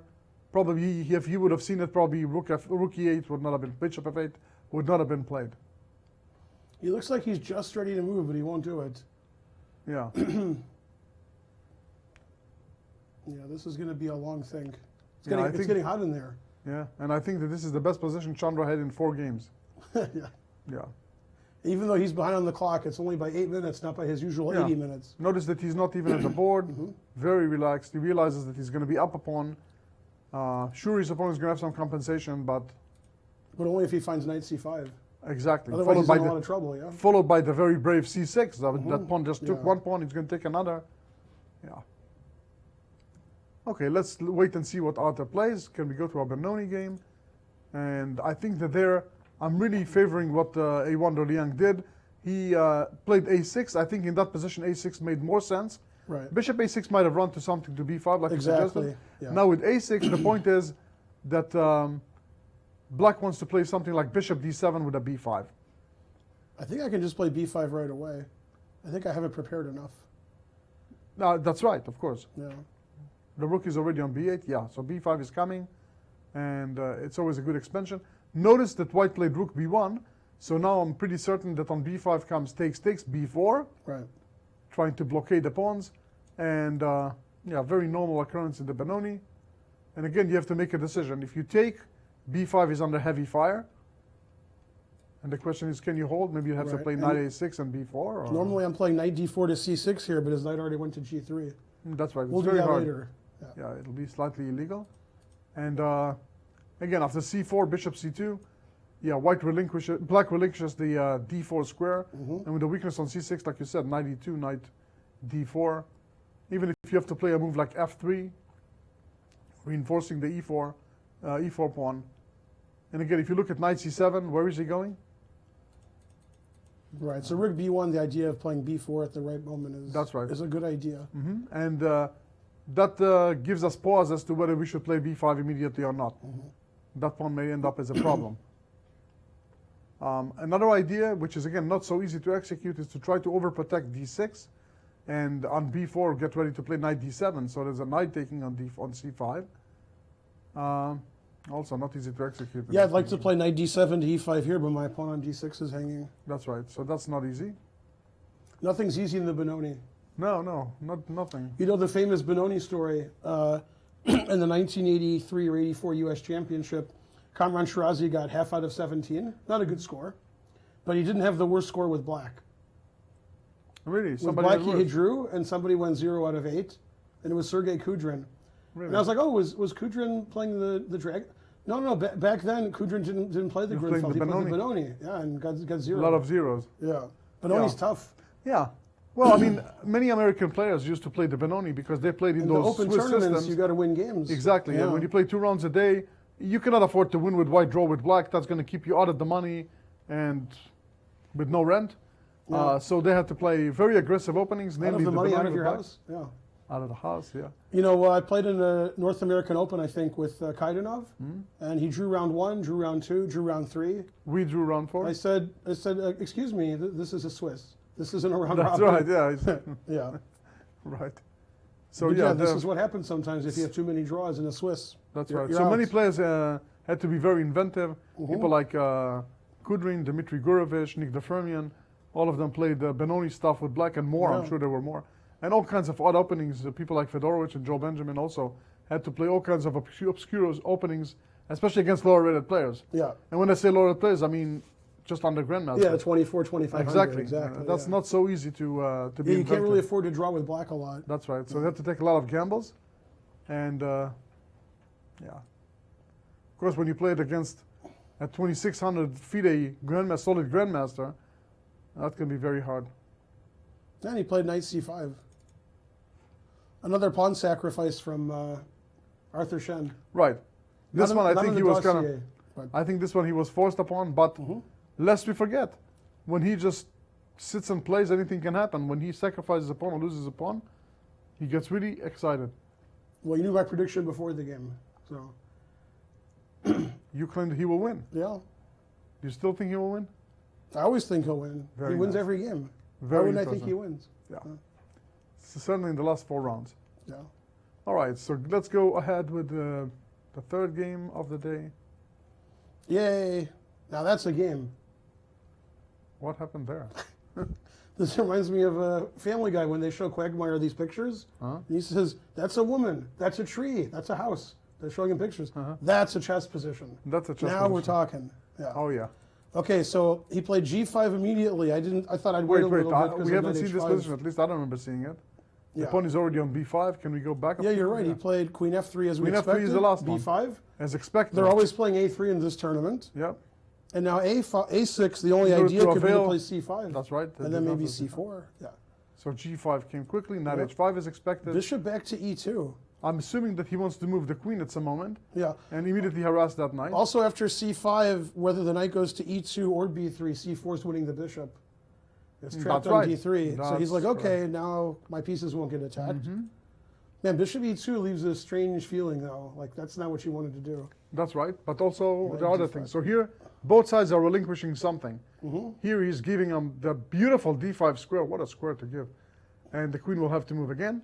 However, Knight D4 is going to have to move. And then right bishop behind takes it is a B2. pawn on B2. Yeah. The bishop on G7 is already drooling over. So the big question is, I'm assuming Queen D8, the natural response. I cannot believe he's going to go elsewhere. Do you see him going to another square? That looks like a good square. I mean, it's going to be really crazy to move elsewhere, I think. No, I agree. I like Queen D8. So Queen D8 seems like the most normal. And then the knight has to move somewhere. I'm assuming B3. There's no other safe square. Yeah, and then bishop takes B2. What is going to happen here? I was pretty sure why was going to castle queenside.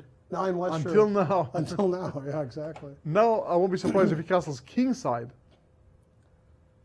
This seems like White's position's in shambles. Yeah, I don't know. I think that this is a bit much, right? Yeah, because This if I is ever good for play, 1 minute if I or ever play blitz. F5, then knight E5 is coming. Yeah. Yeah. What is this, junior chess? So this is very exciting. Very interesting that he rushed with knight D5. That means he has to sack the pawn?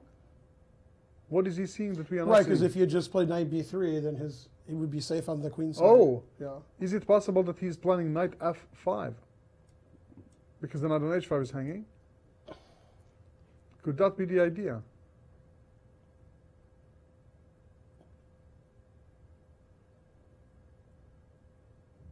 I don't know. I feel like black has a lot of good moves. Uh, They may not let's- get him checkmated, but I like them. Let's start with the first one. Well, I'm afraid to make a move. Me too. I could take the knight or take on B2. Now, Yeah. definitely he's going to play knight F5. Oh yeah, Definitely. it has to be the idea. Knight- There's no knight way, F5. no way he's going to go knight B3. You got to go knight F5. Yeah. Yeah.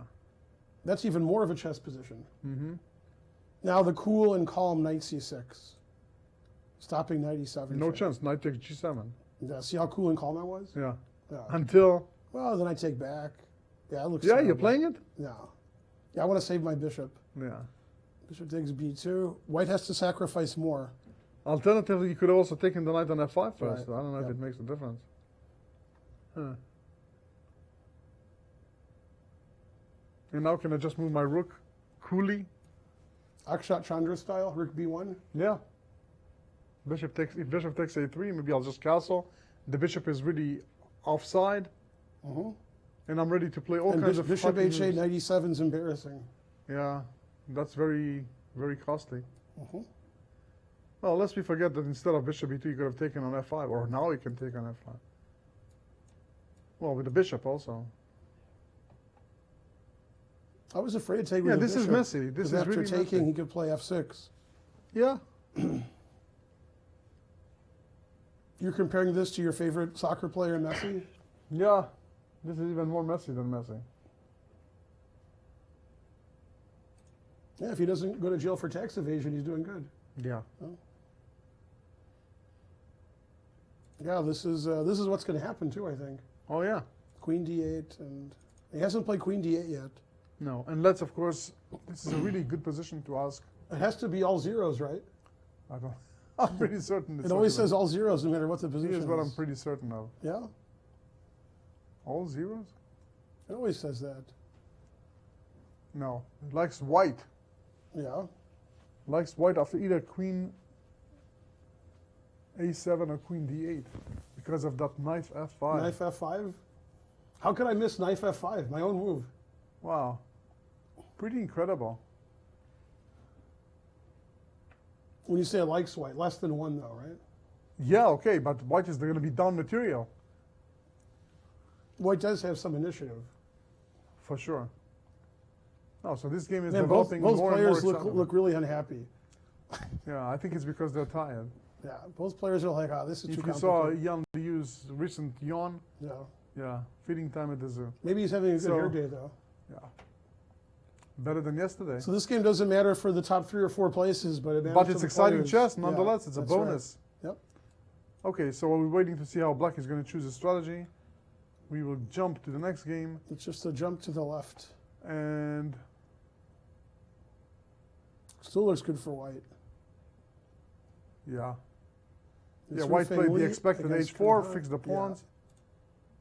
Yeah, let's Yeah, go he had a back. dream of putting a knight on c4, Rook opening H- up his bishop on b7, even probably at the cost of a pawn. White says, Mhm. no, not today. B3, yeah.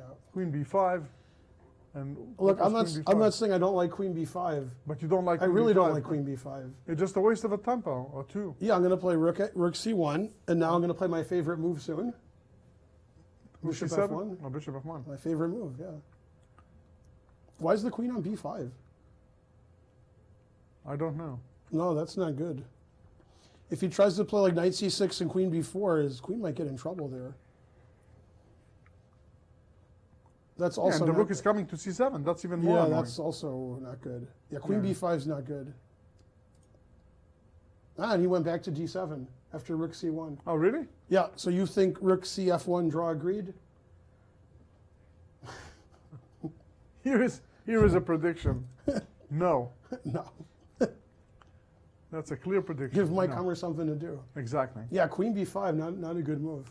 Definitely not, my goodness. So now maybe we're expecting a move like bishop h3. Yeah, that's tough. You really have to be on your toes. Like, if the bishop was already on h3, then bishop takes e6, pawn takes e6, rook c7 is already Wow. in the air. You're sneaky. Really? Yeah, this attack can come fast. Mhm. A very loose position for black. I'm not saying he's lost, but I think every move he has to calculate the tactics. Yeah, That's bishop not on fun. B7 is just terrible. Bishop b7, knight a5 also leaves a lot to be desired. I think Curran Han intentionally lost the tempo to give Jan Leo a winning position. Oh, he's playing Rufeng Li. Well, in that case, what I said made no sense. Okay. You always want to give Jan Leo a winning position so he can mess Gets it up. confused. But yeah, now. Rufeng Li, by the way, no stranger to not winning positions. So, More than once. yeah. No, but he has to be very happy. This looks just very pleasant, very beautiful. Both knights are better for white. The bishop's better. Yeah, more space, better structure, Yeah, everything to is. control the dark squares. But we've been saying this in a lot of games, and then at the end somehow that side didn't win. So we already know that the toughest task sometimes is just winning those one games. Because if he plays bishop h3, of course, I don't think that. This game that you were looking at, there's big numbers now for white. Okay, we'll see in a second. Those numbers seem big. But can we first see what happened in the Rufeng Li, because he made a move, He did. and I'm curious what he played. He did not play bishop h3. What did he do? Looks like he played bishop f3 just based Bishop off the f3. screen. That's right. That's one of our favorite moves if I can ever find the position. Bishop f3. There we go. Bishop f3. Yeah, And there isn't even a knight there. exactly. That is unusual. Very unusual. Well, this looks like white's begging to sacrifice somewhere, but he doesn't know where yet. But somewhere. Yeah. I'm starting to wonder if rook c1 was really necessary there. Because I'm thinking maybe he's going to go king g2, rook h1, g4, and just mobilize things. And h5 is going to become a heavy move. And I don't know. Black is really, Black has nothing to do. He's like, yeah. thing is, if black tries to trade all the rooks on the c file, which you would normally do, now Yeah. you're really weakening h5. Now when I sacrifice there, then I think I just come mate you. That's very Reminds me of the very possible. famous game, which I'm sure you know well, Winon's Karpov Right. from, what, 80, 87? something like that. Yeah, where Winons was just giving him the business, and then somehow he made some mistakes, and Karpov won anyway. Yeah. But Winons was just crushing Yeah, over it was there. very exciting. We Very thought of- similar position to this, yeah. Of course, I lived in Belgium for 4 years, and that was after that game, but became good friends with Luke. We know many Lukes, Van Whaley, Harman Velati. I'll call him Luke Winons, and he'll be And they very all spell it confused. differently. That's all right. three. But if I call him Luke Winons, he'll say, who's that? Probably. So, He named from the past. yeah. And what game did you say has big numbers, sir? The one we were just looking at, where did it go? Okay. This is where it went. Yeah, I thought it was saying that white's up over 1 now. In this position. After knight f5. Mainly because he is saying it. Although these were the moves we expected. Right. So again, kudos to Yan Liu that appreciates correctly that bishop takes b2.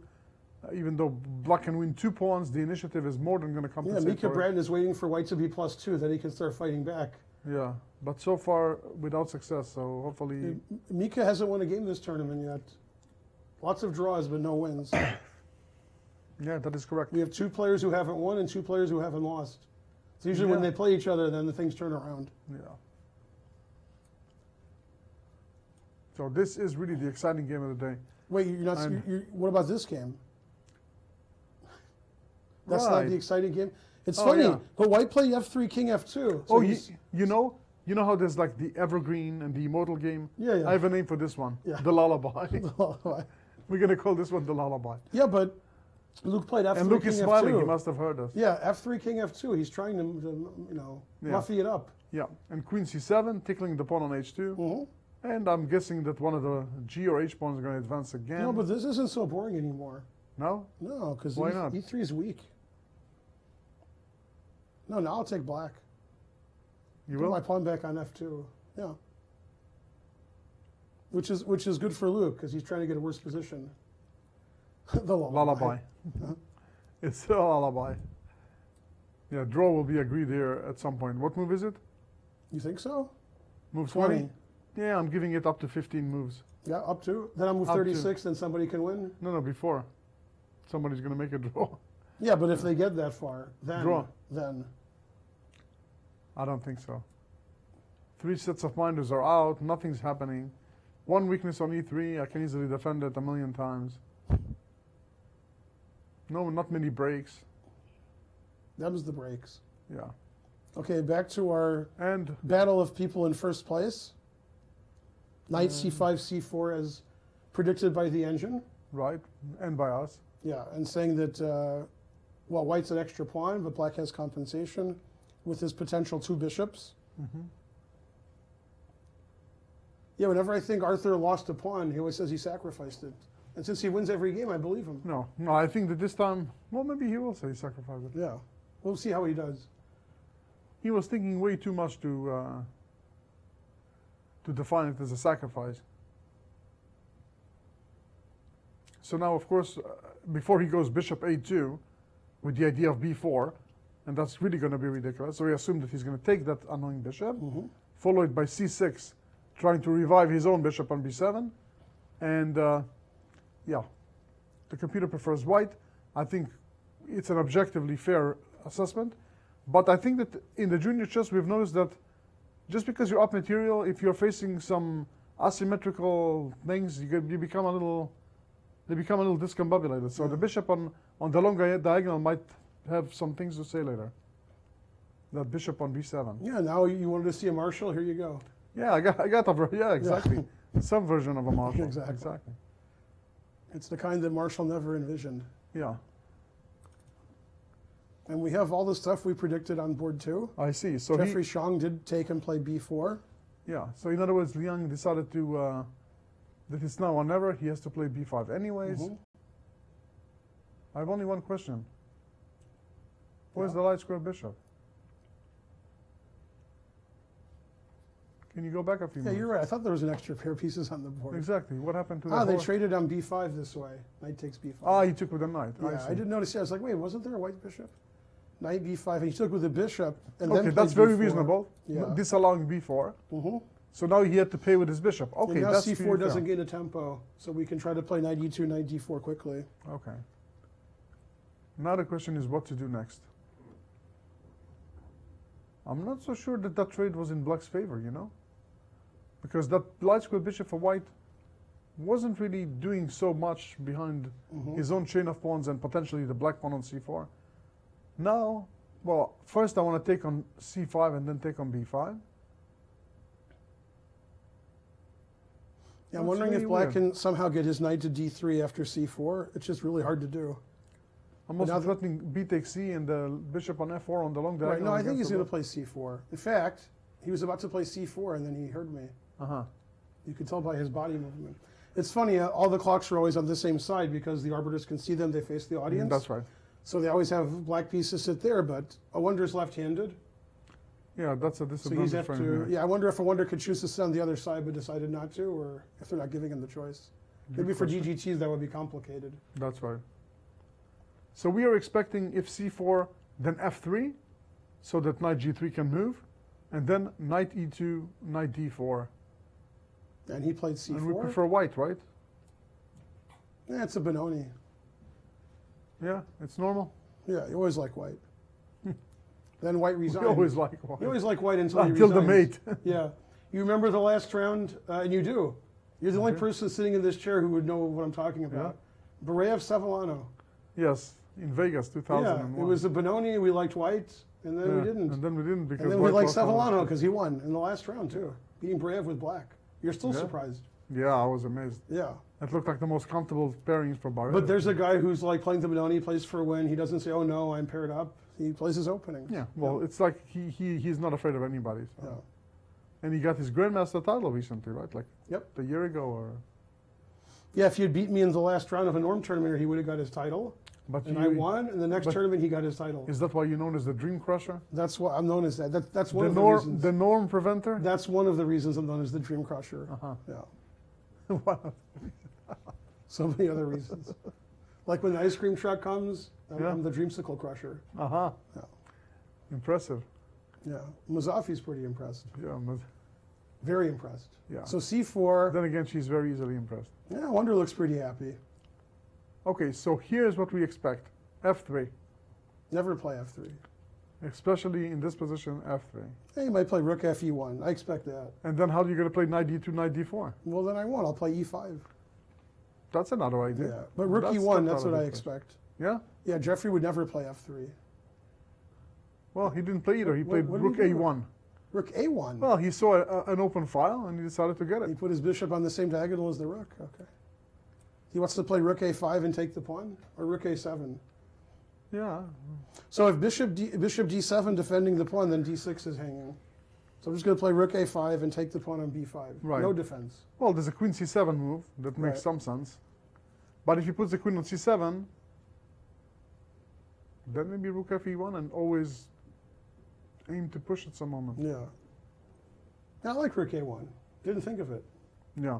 But never play F3, so that is good. I approve. Yeah? Hmm. I think at some point the pawn is going to be on F3, so he can remaneuver his knight to D4. I like the knight on G3. He's stopping, well, no, he's stopping, but he's preventing knight H5 from being strong. That's right. Yeah. But once the knight moves, the knight H5, the bishop can just withdraw back. I like give the black knight on F6, not going to H5, not going to D7, just blocking the bishop. Yeah, very limited. Yeah, this is a real Jeffrey kind of game, just trying to control the game. Yeah. It's starting me to remind a little bit like the game from yesterday where he was pressing the right buttons, controlling everything, eventually cashing in, unfortunately for him, Not cashing in. not cashing out. Yeah. All right, down the list, please. We've had our Benoni. Wait a minute here. What Let's happened? go back, because he didn't take the bishop. He did not take the bishop? No, he played C6 right away. Uh-huh. Takes. He got his bishop active, but he didn't take the bishop on B3. He likes his active knight on C5. And so now the question is, Yeah, we can't really go to, well, actually, I was Go going to say we bishop can't go to C2? A2, but we can. we can because we are threatening. Yeah, maybe, yeah. I was thinking bishop C2, C takes B5, knight F7. And I have another question for you. Too many lines to calculate. Why can I not play C takes B5 now? Right, that's one line I'm looking at. Then, I'm not sure I understand what Arthur did there. right, then if I play bishop D5 or knight B3, I'm sacrificing another pawn. I don't know how many pawns I can sacrifice. There's a limit. Okay, but the computer is not entirely crazy about that. Oh, I see why. If he takes the knight B3, Queen B3, knight bishop D5. right? Oh, and I can't really defend my pawn in a useful way. Yeah, and black has really active pieces. Okay. Right, so that's the idea. So instead, the bishop just has to withdraw. C2, For example, I guess. defending the D3 What is the pawn. computer preferring? A2, right? The computer is preferring A2 for some reason. That's too complicated. Then D3 is hanging. Well, we said F7 it's not hanging. exactly because F7 Yeah. is hanging. What is D3 this, not. junior chess? Yeah. Yeah. They're supposed to play slow, boring positional Rui Lopez, not every move is a pawn sacrifice. Yeah. Well, now we see why Arthur has all decisive games. Every move sacrifices a pawn, so That's can't right. draw. Yeah, I wish he would have taken that bishop. He would have been more correct and more exciting. I Never think. trade. Yeah, you see, your rules are making it very tough. Tough for us too, Yeah. because I like the two bishops. Yeah. So my rules are they're fighting each other. Sometimes they Get contradict. rid of the two bishops, but don't trade. So Yeah. it's not easy. Well, Arthur doesn't look unhappy. So either he's pretending really good or he likes sacrificing all his pawns. Oh, here comes Akshat, moving quickly in the super tactical position. Bishop A2 is Wow. what I'm expecting. No. Anything but bishop A2. Yeah, you positive? I have every other move. Okay. Yeah. Let's take a look. And bishop C2. Any move but bishop A2. All right. So white's a pawn ahead? Am I counting right? You Yeah. are. And black just has like active pieces. Yeah. Sort of like a Marshall. Close. It's as close to Marshall as we were going to get from the starting position. That's right. And the computer prefers white a little bit. Yeah, but a little bit. H6, he's suggesting H6, knight F3, take on C4 and queen C7. And bring the rook to the center. Well, listen, it's a pawn, Yeah. but the actual realization of that pawn is going to take a long This while. is the computer line followed by rook A D8. And black has good activity for a pawn. Yeah, the knight on C5 is good, the pawn on E5 is nice. Not as good as taking the bishop initially, but Yeah, black doesn't playable. have two bishops yet. still playable, still playable. Very interesting game. Okay. Now is Arthur once again alone at the board, thinking. Wow, knight G8. Aha. And knight C6. Well, he played queen B5 to D7. Knight He played A5. knight A5 to C6. Well, he And he managed to played knight create a E7 weakness to by playing G8. B3, but I don't think it has any meaning. Knight E7 to G8, rook F8 to H8. Always back to where they belong. Right. Well, if the game ends at some point, black can really quickly set his pieces up. He's getting Knight ready. B8, bishop C8, queen D8, all just, quick. Falls into place fast. Yeah, white, look at all the complications he Yeah, he's has. going to have to work harder. Yeah. Knight G8, what would Akshat Chandra say about that? A monster resignation. Wow, this looks terrible for black. Yeah, but do you understand the move knight H3? Because I'm not sure I do. Oh, white just played knight H3? Yeah, before. Oh, okay. Does he want to go to G5 and maybe... I think he wants to put his other knight on F. Yeah, I think he wants to play knight Knight G5, G5, knight knight G2, G2, and knight then F4? either knight F4 or queen F4. Yeah, knight F4, and then put a queen on C2 or D3, and we're attacking H5, E6, F7, and G6. One of the sacrifices Wow. has to work eventually. Yeah, black is really deprived of any content. No, Just yeah, has to sit exactly. and I wait. guess the main point is, what is black going to do? Yeah, Black is not stopping doing- queen F6 check permanently. Black is in defensive mode. Yeah. And it's going to be really hard. It's going to be really tough, I think. Yeah, Well- if Karpov was white, he would double on the C file and not even play on the king side, and black would be like, wait, were you beating me? Yeah. Okay, with the players still thinking and us debating on what should be played, waiting for moves, this is a great time to take our first long break of the day. We are going to leave you with a puzzle by one of the players, something to do while we are away, but we promise to be back within 15 minutes with much more action from the 8th round of the 2015 U.S. Junior Closed Chess Championship from the Chess Center, Chess Club and Scholastic Center of St. Louis. Ben Finegold and Aviv Friedman looking to see you right back.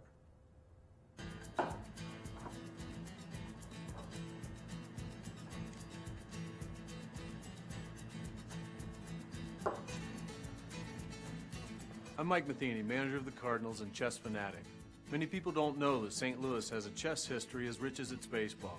At the world-renowned Chess Club and Scholastic Center of St. Louis, across from the World Chess Hall of Fame, our goal is to teach, play, and promote the sport. Come to the Central West End and experience all that chess has to offer.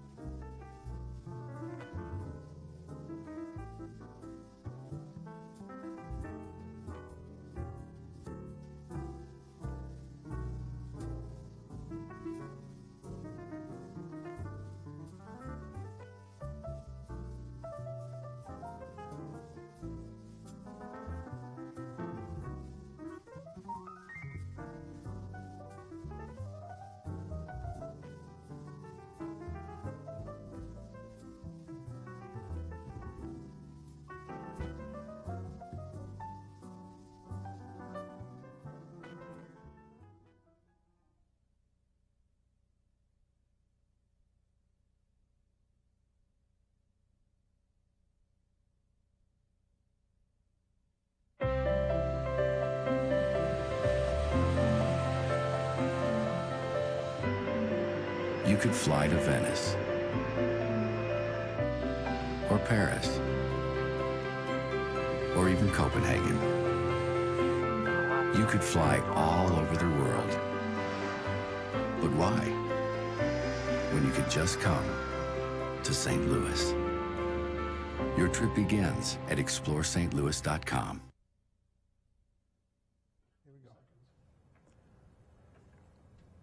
And just like that, we are back with our 8th round coverage of the 2015 U.S. Junior Closed Chess Championship from the beautiful Chess Club and Scholastic Center of St. Louis. Before we left for the commercial, we have left you with a puzzle by one of the players in the event. And let's see the solution to it. It was by Yan Liu playing against Manavelian. And we can see a serious amassment of pieces, white pieces around the black king. We can see that black is suffering from a little bit lack of space. And in positions like this, especially with all the black pieces kind of visiting on the left side, it is no surprise that there is a very decisive shot. In this position, Jan played his move knight to f6 check, forking the king and queen, leaving black with no choice but to take.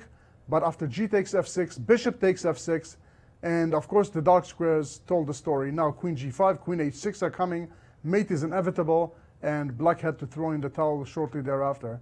I am positive that most of you have seen knight f6 check, and full credit for solving it. Now, back in the studio, we have a very special guest, none other than the founder and president of the St. Louis Chess Club and Scholastic Center, Mr. Rex Singfield himself. Welcome to the studio, Rex. Thank you, Grandmaster. I'm happy to be here. And I want to, for the record, I want to say I did whisper to Ben.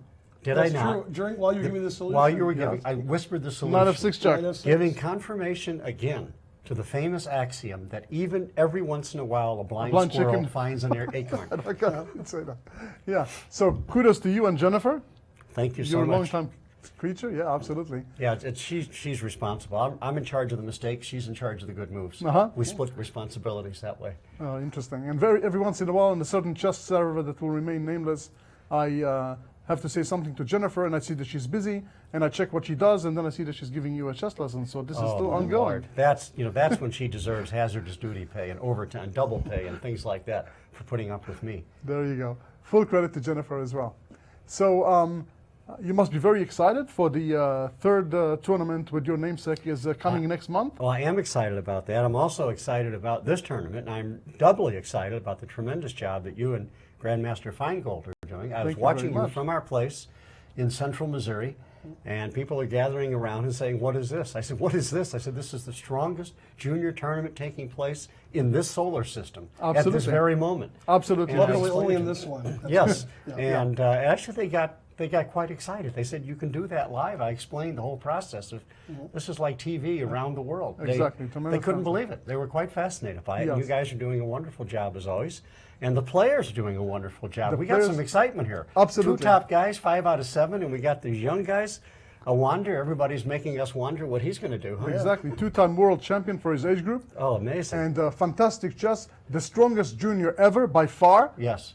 Amazing ratings. We have a player over 2,600. That hasn't happened before. And Bobby Fischer move over, huh? exactly. Bobby Fischer move over. Grandmaster at a very young age. GM-elect Jeffrey Xiong. Very, very exciting. And yeah, like we do with all our guests, including a 5-year-old who sat there at the chair all the way to strong players, we are going to challenge you with giving an opinion about the game. Oh, and my we're going to have This to game, should we put look you on at the spot. first the game that's very important? The game You that's got to very give me an important. easy one where there's just kings on the board, because that one I can solve. that will be in 3 or 4 hours. Until then, let's take a look at this game. So here we have a game that gives us our money's worth. Oh, these are the top 2 players. aren't they? Absolutely.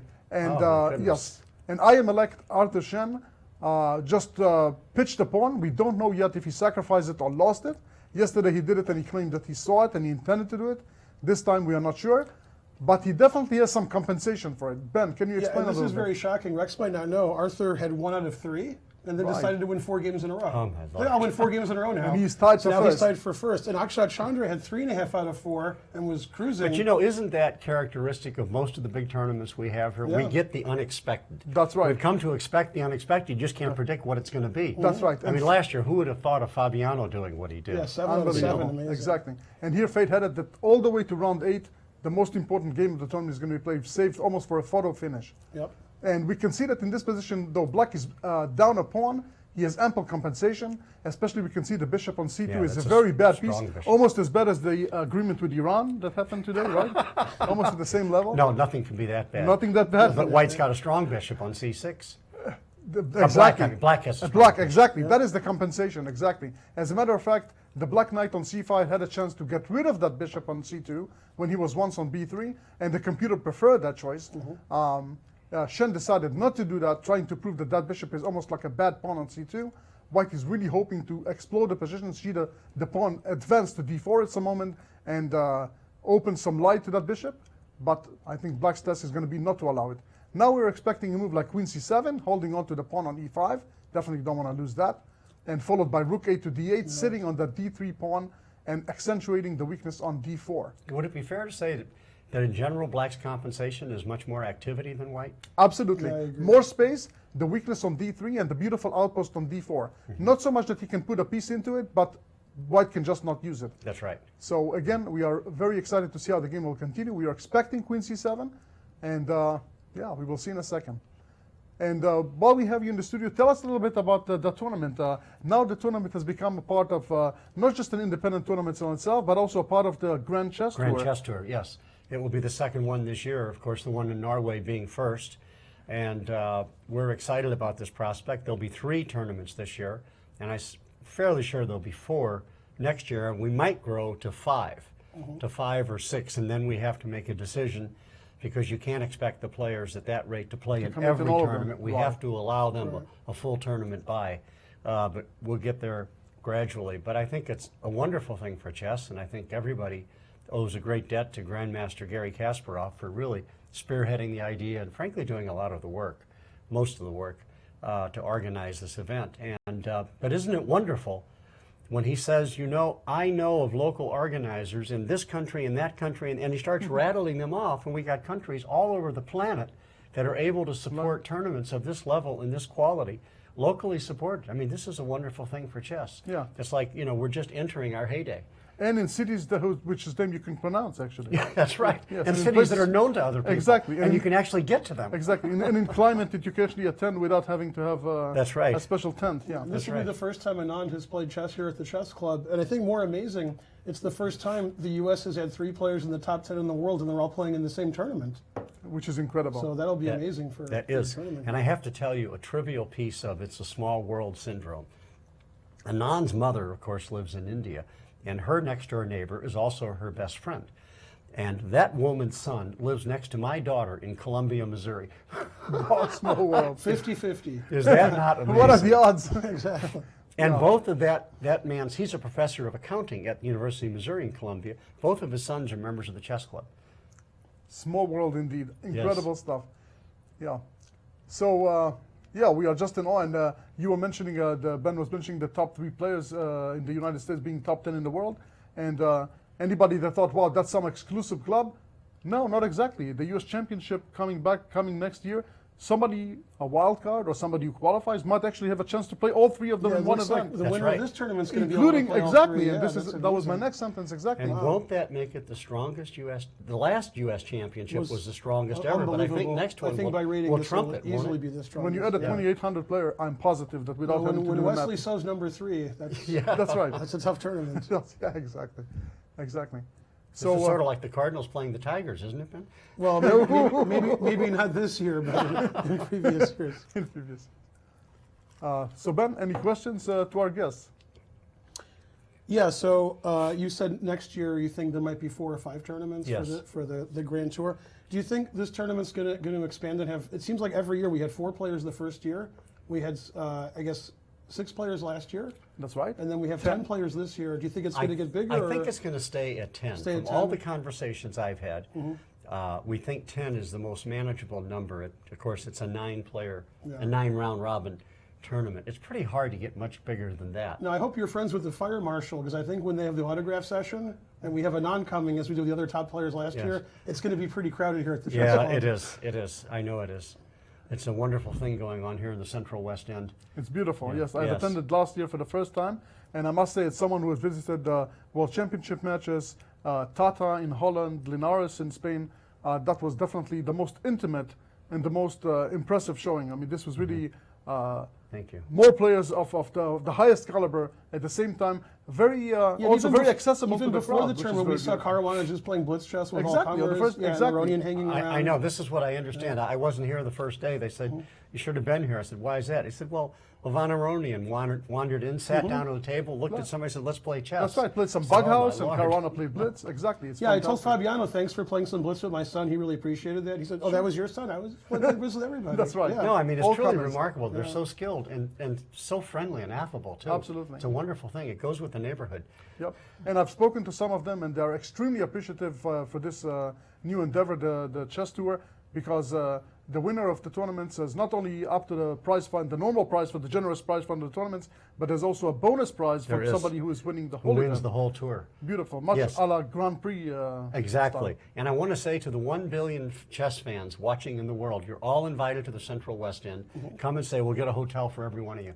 There you go. With a personal invitation from the president and founder of the Chess Club and Scholastic Center of St. Louis. Everybody's invited, and I can tell you again, firsthand, a beautiful experience. Even for someone who's been to places, it's something else. No 2 days are alike. Every day was just different adventures, and there are lots of side events planned as well for the championship. right. There's going to be a bug house tournament, blitz tournaments. Yours truly is going to host another version of the Who Wants to Be a Chess Millionaire. You're invited personally. okay. Please come. Okay. It's beautiful, and yeah. And we're not going to take any more of Thank your you very very busy much. time. We're A very pleasure happy to have indeed. had you in the Thank audience. you. In Thank the you both, studio with us. Grandmasters. Pleasure Thank you very indeed. much. And Thank we'll you. see you again. Okay. Great. And now on to the chess, more chess. Let's see what happened in the Great Benoni game, our second game The Great of the day. Benoni game, wow. Yes, Sounds like I should be involved somehow. that's right. Yeah, we are the heavy favorites, lest we forget. as always. As always. Yeah. And in that Benoni game, we really liked what A1 did. Then we really appreciated the B4 move by Jeffrey. And now let's take a look. Here's the analysis He board. played H5, Aha. which we see a lot with the knight on G3. That's right. He's trying to undermine it, but immediately Bishop G5, freezing the the pawn bishop finds H5 another at bay. diagonal. Yeah. That's right. This is usually the reason we don't play H5 in a lot of openings, is we're really worried that Bishop bishop G5 just is sits there forever. going to stop everything. That's Does right. take the pressure off of the D6 pawn. And is it fair to say, 97 was already played. Rook E7 is... Rook E7, sorry. And now knight E2, knight D4, how is that? Yep. That's the usual plan, right? With I'm the knight on dying, I'm C6. itching to play that move, especially when there's no more H6. Knight E2, what's going to happen after knight E2 and knight D4? Ben, I think that black is, Well, H5... I don't want to say he's on the critical list, but I think he's H5 on the Rook critical E7 list. is a little iffy in the Benoni. We don't see Rook E7 Not very often. useful, and well, white again can play some serious moves here. So I think knight E2, and the knight is coming to D4, and oh boy. Yeah, he wonders going to have some splaining to do. I can tell you one thing, his bishop is going to end up on D7 very shortly. He needs to kind of control C6, he needs to control the B5 pawn, defend the B5 pawn. But what happens if I go knight E2, D4, rook A5? He's going to get into serious defensive mode, don't you agree? Yeah, I almost want to play F4, E5 here, or Rook E1 and E5 and knight E4. I have a lot of stuff I want to do. But Yeah, yeah, but obviously, can you? just a simple knight E2, knight D4, knight C6. and That's right. Rook A5, it's just really bad for black. Really, This is really nice. terrible. Rook B1, B4, then rook back to A1 to go to greener That's right. pastures. And white can do anything he wants. He can go F3, he can go rook E1, he can take his time, he's in no rush. I don't think the timing is really a big factor here. Do you agree? It's not like he's going to miss the boat if he does. So he can do it slow, and I don't see how black is like. If I give black 4 free moves, but of course he's not allowed to just capture and return, what can he do? How is he going to improve his position? Yeah, Maybe after H5, Bishop G5 is a really big concession to white. a huge concession, a huge concession. Now he also has idea like maybe F4, and then rook E1, another rook to E1, and then Right, E5. just play King H2, F4, E5. He can do anything he wants. He's like, he's just all over. King side, queen side, center. He's better everywhere. Nice, that is a big nice, plus nice for time Jeffrey. advantage too, twice the time. Yeah, I'm really any result by Jeffrey winning this game will be a real shock for me. Now, All let's right. see our double checkmating game. Oh my goodness, Everybody's what getting happened there? checkmated. Yeah, why not? Please go back a few moves. Okay. So we saw Wow. Queen D8, Knight Knight F5, F5, yeah. and then we left. Yeah. GF, And which after is some one thought he move that took with was, G pawn. yeah. What do you think about it? You know, offhand I thought that would not be possible. Well, on the other because- hand, I wasn't sure what black should do. That's true. It was hard to find an alternative. It really was difficult. You were thinking maybe bishop f5 instead, but I That's didn't like right. that either. Then that pawn is coming to f6, but now look at how Queen e4. softened. Bishop softened g4. the I guess if queenside you is. trade bishops, I take, and you can't stop queen h7 check. That's right. Okay. And now I'm supporting f5 on Right. top of everything. Knight c6 and f5 as And you here suggested. it is. My goodness, wow. Rook e8, and he castles And he castles queenside on. instead of playing more aggressively. What is the computer saying about this position? I am Oh, it's going dying to say know. it's good for white. I'm positive, but the question is by how much? Yeah. Yeah, by just 4 points. That's it? Okay. He's only up almost a So rook. Oh, but castles. that's something already happened. Bishop d7, knight f6. You have to take. Take. And this is the current position. I think white has an attack and black doesn't. I'm going to take a guess Yeah. that even Yan Liu is not going to mess up this position. Come on, now you're just talking silly. That's right. Yeah. With all the bad luck that he had, this is going to be really hard to muff You know, up. we were very lucky to have Rex on the show today because, Definitely. you know, I said, "Hey, how you doing?" when I saw him outside, and he said, "Yeah, I was just running intervals." And I Yeah. said, "Outside?" "Yeah." It's over It's 90 degrees 90 outside, and he was Incredible. running for about an hour outside. So he's in really good shape, but I don't know if running outside when it's 95 is a good idea. I think that several minutes rest on this comfy chair in this it's cool not studio 95 in our studio. Exactly. better than the intervals. Yeah. I want to give a shout out to the chess camp I usually teach at. Right. In Ann Arbor, the night relocation camp run by Jenny Skidmore. Yeah. I obviously couldn't do it this year because I'm doing the junior. Yeah, and Shabalov, you said And is we have there. Alex Shabalov, and all the kids are watching. So hi to the kids. And hi to Alexander Shabalov. They claim that they miss Alex me. Shabalov. We'll see.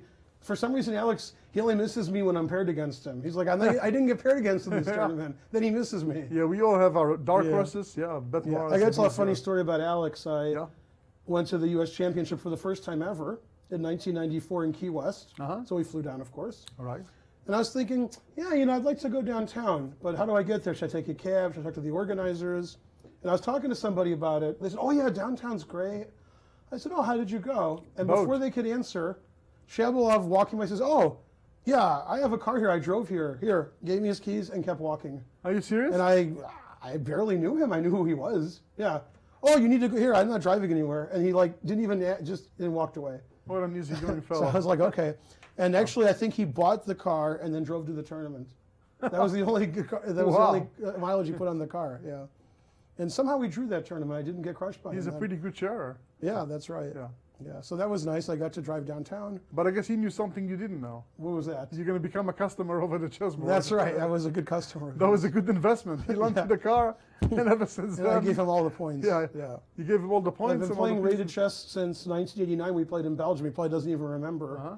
And I lost that game and every game since. So I have a few Yeah, draws. sometimes it happens. I have a like few that. draws, but you'd think in 26 years I could get him once. No? No. Yeah. Yeah, it depends on style. He has a tough style. So queen takes f6 was played, bishop to g5. Uh-huh. And Well, but the attack was hard to stop. And now what? this white has an attack. As Yasser would say, white has a free attack. We didn't sacrifice any pieces. Oh, some and, pawns, right? Not too many. No, 2 pawns? 2, 4, Yeah, but 6, two's 7, not a lot 2 for pawns. this position. Certainly not. Yeah, the rook's coming to g1, the pawn's coming to f6, rook takes d6. It looks like they shook hands. Yeah, the game over. Mika had just about They, enough. they, of they this shook game. hands. Yeah, because So it went queen g7. I thought he had to defend his pawn with queen e5. Rook takes d6. Now we're sacrificing one pawn, and we're threatening f6, bishop h6, rook takes d7. Mika had just about enough So of this position. resigns. Wow. Yeah. That's the biggest crush we've seen in the tournament, I think. Yeah, I think that Mika is probably very unhappy about this game. I think that maybe he's demoralized by his result. Maybe he's getting tired. Most of his games he played reasonably well, even the games that he ended up not doing so well in. Yeah. But this game was just lopsided.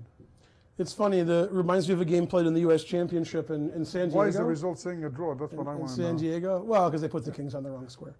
But I was just going to say it reminds me of a U.S. Championship game. Yeah? And then the arbiter came, and he said, no, you can't draw in less than 30 moves. And the guy said, Yeah, I I lost. won." Am I allowed to lose in less than 30 moves? He was very embarrassed. A very embarrassed arbiter. that shows that TD. Yeah. Am I allowed to resign? No, it says 1-0. So you were half And- kidding. Yeah. I think, and here's the final position on the live board with the. Yeah, updated score we're sheet. going to really tease him, though. Why would your opponent resign based on your technique we've seen before? Oh my goodness, I don't know if I have the guts to say that after he suffered so much. But we have to say that this time, Yan Liu just played perfect game. from Very beginning to brutal. end. Yeah. Yeah, we didn't like Queen A5, Queen C7, and he got punished for his loss of tempo. That's right. And I'm noticing the computer actually frowned at the move F5. Yeah. I'm curious as to why. So wait a minute, let's take a look. Oh, earlier in the game. Yeah. Yeah. Well, not so early in the game. But a few moves earlier. Yeah. Yeah, he really didn't like that. So we're going to see. And soon we're going to have, very soon as it turned out, we're going to have Jan Liu joining us right now in the studio. Yep. And we are going to mic him in a second. Before we mic him, let's take a look at the conference room and see what's going on there. I see that Jeffrey is playing against A1 there with great intent. Yeah, I I think heard, he's I sensitive. heard Rufus broke in downstairs here and took over the cameras for a second. Uh-huh. So we had to get rid of him. Exciting. Yeah, that's what happened. And A1 looking a little tired. I think that he knows that he's worse. Yeah, he doubled his rooks, but yeah, that's not exactly. I don't what think that's you- going to be enough. No, that's not good. Okay. So, back to the studio. And now we have Jan Liu, again, a guest in our studio. This time he's all mic'd up. Yeah. So we can even hear him and not just see him. Yeah. Hi, Jan. Hi, Jan. How are you? Good. How about you? Good. So today was a game with no stories, no gifts, neither by you, by your opponent, just kind of a straightforward game. I think it was, you woke up this morning and you decided you're going to look at the king and that's going to be your target. That's it. Well, I suppose I didn't really look at preparation too much. Right. But today was it just you were in the mood for an attack or? I was surprised by his opening, actually. Yeah, I've never seen We were takes to too. G6. I don't know this line. Well, it exists, but I did not think it was very good. yeah. He ended up playing it like almost like a Philidor, with the queen went to A5 and then to C7, just lost the tempo. We were really Yeah, no surprised by purpose. Queen C7. Is there a reason to retreat so quickly? No, I think this was within my in my opening repertoire, but like castle and then queen F3. Uh-huh. Right. But after that, I remember the computer gives like a clear white advantage just based Yeah. on what his pawns So can far, do. White's been doing well this tournament, playing E4, F4, G4. So Yeah. why not continue That the streak trend? continues. So we guessed queen F3, and we assumed B5, A3 made sense. But here it just looks like white comes first. Yeah. So is C5 just too early? Not really. You already don't like his position. Well, I wasn't really sure. Like, there was a lot of things to calculate. Like, after c5, what happened in the game? Queen d8, knight f5. I thought he would try to take on b2. And then Rook rook B1, b1. bishop A3. Bishop g7, I think. I think bishop a3 is a little Okay. too risky for the king. So just bishop G7, And then I wasn't really, like, I could take, of course. take there an are a lot- F5, and There are a lot of options, but I wasn't really sure. it Like, certainly looks like you have a lot of compensation. yeah, We but just there was look- no clear one. Just optically looking at the king side / center compared to his development on the queen Were side. you shocked at G takes F5? A little bit. I thought that wasn't a very good option. Intuitively, yeah, we didn't think that was the best one. I mean, not that the others were I shining, thought he had to take the b2 pawn and see if he could survive the pawn Yeah. attack. as Yasser would say, dying on a full stomach. Yeah. At least Yeah. take something for your Yeah. suffering. By the way, the computer did not like F5 here. We didn't have time because we were interviewing Rex, but like now it's a big advantage, and now the computer wants you to play. Again, it's a computer doesn't think that much. Wants you to cast a long first, or Okay. and okay, kind of frowning a little bit. Now saying that bishop takes B2 is good. Then I'd be afraid to play that if Something I was tells black. me that before I believe the computer, I want him to see churning 10 more minutes, Yeah.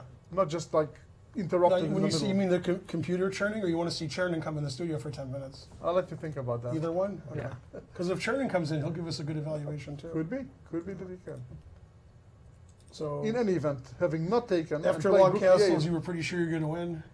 I thought I wasn't really sure how he was gonna survive at this point. I think that again, when you think of human versus human, in practical terms, hard to believe that anybody can hold up. I mean, even a 2800 is gonna feel really bad about this Yeah, position. when I beat Joel Benjamin on his birthday in the U.S. Championship, he said, "Oh yeah, you're crushing me." And I said, "The computer says equal." He says, "Yeah, yeah." If two computers are playing, he says, "I can't Exactly, defend this but position." practically it's no hard. human can defend these. Exactly, and positions. this is one of those, I think. Yeah. Also, the No computer likes counterplay, white. no fun. So, yeah. Just total demoralization. And what happens if Everything he opens plays up. Queen E5 and F- saves his pawn? f6. I think. Never play F6. Are you going to play for checkmate? Yeah. What do you think? But there's a lot of good defenses. Many. Yeah? Yeah. Including, but not Including, limited to. exactly. Yeah. and Yeah, then Queen we have stubborn. H6 and Queen G7 is mate. Yeah. And the referee stopped the fight here. Yeah, he resigned. Yeah, we saw a white towel jumping to the other side of the board. Yeah. I guess that means. Yeah, my camera said, okay, I've seen enough. Yeah. Well, that was a nice So Jan, smooth you victory. made chess look simple all of a sudden. Instead After of- so many ups and downs, you know, with that barometer was going up and down, like Jan is winning by 6, and all of a sudden he's drawing, and all of a sudden you just played a a clean- straightforward exponential game, huh? Yeah. Well, you waited until round to do it, round 8 to do it, but I think everybody's happy. The spectators were definitely They pleased. couldn't complain. You know? No, they cannot complain about this game. The only person who can complain is Mika, but he has no Yeah. right to complain. So, I was just surprised by his opening choice. He normally plays, like he played to Carl Kahn earlier this tournament, I think, and he plays the Sicilian, so when I saw d6, I wasn't really sure. yeah, I'm starting to think that this opening doesn't really fit his style. And I think his reactions and decisions were really... I mean, this opening is tightropish as it is. When losing a tempo with Queen c7, he actually, in my opinion, enters like known lines where he's inferior and he lost the tempo. That's a very bad idea. I just don't really think this line's really good for black in I general. agree, and you proved it, absolutely. A very strong performance today. And who are you playing tomorrow in the last round? Michael Bodek. Michael Bodek. Did they make an announcement, either Kammer or I assume Tony, that the round is 2 hours earlier tomorrow? They told us, yes. Yeah. So You do think we everybody's know- going to remember? I think so, yes. Let's hope that everybody's, yeah. I'm never surprised at these things. Something I hope my Kammer remembers. I'm Otherwise it'd be one sure the over. TV is going to be with a telephone number page in his hand. Yeah, that's right. Ready to make sure of that. So we're going to let you rest, as Okay. always, and perhaps we'll see you tomorrow great. again. Yeah, into thank that. you. Yeah, Yeah, thank you. very good performance. Yeah, thank you very Congratulations. Yeah. And we are going back to our first game of the day, our main battle. What is going on there? Has anything changed? Wow, has anything changed? Everything's changed. Everything changed. Wow. And the position is almost unrecognizable. Okay, so when we last left, when Rex was here, Yeah. Black was playing e4, the suggestion of Alex Marler. I was about to say, outside, Alex Yeah. Mahler, our assistant manager of the club, was looking at this game intently, and he said that in positions like this, he's just eager to hit with e4, open up the position. Yep. I must say that I dismissed it, but it was played. I guess, well, I of course just looked at it very, very briefly. And can he get away with it? I guess the answer is yes. C takes b5, just as we expected. Not exactly the move that I would. Wow. What was wrong with just capturing on Yeah, e4? C takes b5 isn't hurts. It's not exactly. That's right. Amazing move. So now we see all kinds of Wait, captures. time to cheat for a moment because I want to see if our intuition is right. Yeah, or that's just really babbling. shocking move. C takes b5. Very, very surprising. Okay. Of course, the Very computer gutsy likes white quite a bit. So Yes, he likes quite a bit before even, but let's Yeah. see. Go back a little bit. yeah. Well, C takes b5 is a typical junior move. Okay, so we are in a position where the computer is saying Right. So almost after equal. h6, knight f6, knight f3, I thought white was a little bit better, but nothing but special. almost by, I mean, it's equal. Look yeah, at the right. estimate. Very small advantage. Yeah, Yeah. almost nothing. And then after e4, Which it doesn't like. Doesn't That's the like. move I didn't like because it does something. me too. I mean, it I'm was just, against it. what's the rush? But Right. and I guess we were right. C And takes the response, b5. Yeah. C and takes b5. The which is computer which is completely a fine approves. move. And the thing is, after all the trading, our attack is sort of gone, and white still has the extra pawns. So he decided to go for it. Yep. I mean, black's trading all the pieces. How's he supposed to mate him now? F takes g2, and it says that white And the is just computer is winning. up by a point and a half. Yeah, it says white's winning because not only does white still have the two bishops, you can't really think that white's going to get checkmated when black trades all the pieces off, and white has 4-1 on the queen side. Mm-hmm. That's a big queen side majority. But I'm trying to adjust still because how do I get my d pawn to move and open up my bishop? Can I do that at some moment? Am I up 2 pawns? I'm only up 1 pawn, but I keep thinking the g2 pawn's going to disappear. Right. So I feel The like I'm question up 2 is the pawns. c6 pawn are going to stay with us or Yeah, not? if I can keep my c6 pawn, I'm pretty happy. That is the key pawn to Yeah. keep. Yeah, I don't know why Arthur wanted to trade so many pieces. He had a nice bind initiative, and he sort of crashed through trading everything, That's right. What was making the it benefit easier of for that? white. Okay, a bit of a strange decision by Arthur. And I guess Chandra is again showing his chess maturity by playing what I consider less obvious moves, but correct ones, like c takes b5. Yeah, because it traded so decision. many pieces off the board. Yeah. And I think that's why black traded on e1, because if white trades on e8 and black takes with the queen, then we have d4, d4 d5. and yeah, d4, d5. And we don't want to keeping the play pawn. knight takes e8, so black sort of had to trade rooks. That's right. But trading minor pieces, trading rooks, trading pawns, that's not how you mate your opponent. That's right. And that bishop on c6 was a monster, and now it's gone. So we're assuming that now he's going to complete his development with bishop e3. If I told you 5 moves ago when black played knight c5, that in 5 moves black would have would lose the two bishops, and white would have the two bishops. I would have. Which bishop? I would have did been you hard think- pressed to figure out that. Yeah, would because it happen. looked like knight takes b3 was coming. That's and right. Instead, this bishop Rather was than that- saved, and the bishop on c6 was captured. Amazing. And even Rex appreciated the bishop on c6, saying how strong he was on the dagger. Now he is gone. No wonder that everybody is giving the nod to white here. And Arthur looks a lot more miserable than Akshat, I think. Yeah, his bishop on c6 is gone, and white has a pass. He might have pawn. thought that weakening the king side is going to do it, but Well, I you don't need pieces to attack with. I think he misassessed the position. Yeah. I think so. And let's look at our Benoni, Well, what which was is white- looking but can we really see- good for white. Okay, I was just curious what was white's last move in that game, but we can wait with that. Oh, he made a move? I mean, if it's Oh, in this if position. Arthur is thinking of a move, then Oh.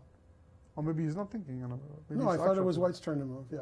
Okay, Yeah, I don't think Akshat's moved yet. okay.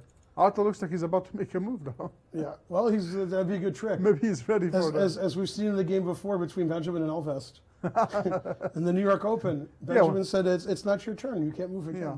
It's not yet. Not your Wait turn. your turn. 1v, 1v. When I was a kid growing up in Michigan in the 70s and early 80s, there was Uh-huh. a player named Alfred Becker who was in his 80s, Okay. and he always said, whose turn is it? And my brother said, if I ever play him, I'm going to say it's my turn. It's always my turn. Yeah. So whose turn is it? It reminds me of another player in the club who, to annoy his opponent, used to ask, who are you rooting for? He's asking his opponent about the game. Who are you rooting for in this position? Okay, so we saw this in the game that a Wonder's playing. We didn't like a Wonder's position. And we don't like it Queen at all F4. now. Well, his rooks are very passive, defending B5. His knight on Yeah. F4 is pinned. White at some point is going to play E4, E5 and knight E4, so we got to be careful. I have to tell you that it's been a while Yeah. since I've seen positions where somebody is dominating the king side, the queen side, and the center. But separately. And he's In other doing words, it. it's almost three different entities, right? Here there's pressure against f6 on the king side, a nice pin with the possibility of playing f4, e5, knight e4. Yep. On the other side, there's a weakness on the b5 pawn, pile up with the white pieces. Black is completely tied down to defend it. And in the meantime, the center is completely white. Well, all separate. I'm not cheating with the computer yet, but I'm assuming this is a huge plus after Queen H4. I have cheated, and I have to tell you that I thought it was going to be larger than that. Yeah, what? It says about 1.5 points. 1.5's pretty I good. thought it's going to be more because Yeah. how to stop this Yeah, somewhat just primitive E5 plan of and knight f4, E4, e5, knight yeah. e4. Not There's e5 there- immediately because queen takes maybe, There's just no counterplay. right? But if I go rook e1 followed by e5 or f4 followed by e5 and then just knight e4, and who is defending? How to defend this knight? Not easy. Not easy, maybe not possible. How can you untie yourself from that pin? That move, that knee-jerk reaction, h5 was just terrible. Terrible decision. Yeah, it's looking really good for Jeffrey. We are strongly... Looking pretty good for Akshat. Somehow the higher rated players is always looking good for them. Yeah, I don't yeah. know, I don't- they're so lucky. There is that saying, right? That God favors the strong, luck favors the strong. So This game is over, this game, Yang Liu won.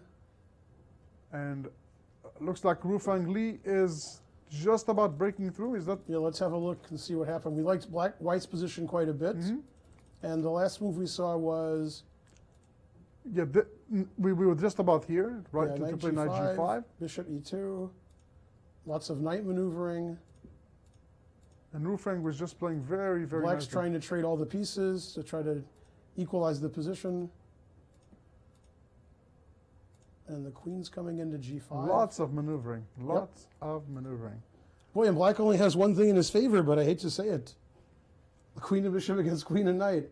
Here, here the exception proves the rule. Allow me. The exception proves the rule. Allow me to rub my hands in delight as I'm about to show you once again Yeah, but why a what queen if, and knight what if favor. Black plays bishop E4 and wins the game? Then you'll feel bad. Bishop where? If the bishop gets to E4 and somehow I win the game, You can almost do it. You can go bishop d3 yeah, and see, you're so almost be there. careful. Yeah, but after bishop d3, knight f4, bishop Yeah, e4, it's tough. every move wins. e6, knight takes h5. Yeah. Yeah, this isn't looking good for Black. I'm willing to hazard a guess that the computer gives a bigger evaluation to this one over the Jeffrey game. And if you ask me which position I would have, Yeah, I'll take maybe white the Jeffrey here. game. You would? I'll take white No, here. of course white is more winning here, Yeah, but I'll take white. Jeffrey's game is just so fun. No, I like this because Black doesn't have counterplay yet. Yeah. Now this is plus 2.6. Well, I have let's spoken see. for the computer. We are going to check and see if you are right. Yeah, this is really bad for And the Black. computer It's off the chart. off the chart. You were off, but to the wrong side. plus 3 points. Okay, not a surprise. Yeah. Not a surprise. Well, you got to let it think a little more so it gets to Yeah. the right evaluation. Yeah, okay, he played king to g8. Now I think the computer says rook e1 with e6 or something, or knight f4. What is going on here? Yeah, well, the problem with Actually, knight the computer f4, differentiates. I want to see why. the problem with knight f4 is rook c1, which isn't a big problem, but why let the guy do that when you don't have to? Say again? I don't want to play knight f4 right now because rook c1, he might check me later in the game. I wouldn't want him to Oh, check me. that's right. I don't want to let him That's check right. me even once. Yeah. Absolutely. Yeah, of course. So rook e1 and e6 is coming. Man, when e6 comes, that's not good. Yeah, and good luck. Yeah, and if queen e6, knight f4, now knight f4. Yeah. Yeah, And again, to borrow the famous saying from the movie Taken, yeah, good luck. good luck. Yeah. Well, Kern Han didn't want this game to go 6 hours because he has to prepare for his game with Mike Hummer later. That's right. So- Everything has to be in So proportion. he's not very unhappy. Yeah. And a move was played. Rook e1 was played. Yeah. Yeah, Rufang is at his element. Is in his I element. like rook e1. Yeah. Yeah, he is very strong in those positions. Really hard to believe that he's going to let go. Okay, this game is It's over. not easy getting to these games. I'm And getting to the wrong game every time. yeah, But I have a good excuse. Okay, there we go. The excuse is operator error. Rook e1, very Pilot strong error. move. Very strong move. Very Play strong. e6. yeah, it's over. It's over. Everything Yeah. stands wrong for black. He can't even play bishop c8 that he would have loved to have done. Now, if you were playing Magnus Carlsen here and you were white, Oh my I have a God. question. Would you Yeah? wake up and apologize? We don't wake up and apologize, huh? Thank you for the compliment. Just when I started to enjoy the You were thought. like, oh boy, I'm white against Magnus. Yeah, spoil it immediately. Yeah. But I've Well, had this- this position before. Yeah. Against Yes. who? Mazafi. I Mazafi, assume. of course. Yeah. Of course. No, this looks really good for white. There's no defense to e6, and the black king side collapses. Yeah. So we're gonna have some decisive We're games gonna have here. some. Yeah, that's right. We I might was have already- every game decisive. I was already wrong about every game so far. That's right. Let's take a look at the Luke Harmon game because that was the one game that we have. That was the game Neglected you and guaranteed, rightfully so. You guaranteed would be a draw. I guaranteed it. Yes. Yeah. And let's see if I'm. See, this isn't. I- I told you black has chances. Okay, so let's go back. When he played Okay. At queen one c7, time he was attacking the pawn. he played queen c7 attacking h2. That's right. H3, knight here, knight And here. everybody's happy. Yeah, it's just good for white. It's just good for black. There we go. Infiltrate. h4. Wow. Well, It's not what I would have played. I think this is slightly over-ambitious. Queen h4 check. Yeah, both sides are gonna. Yeah, but. Yeah, decisive I results. know who I like. Now black is really Well, taking over of here. course. Yeah.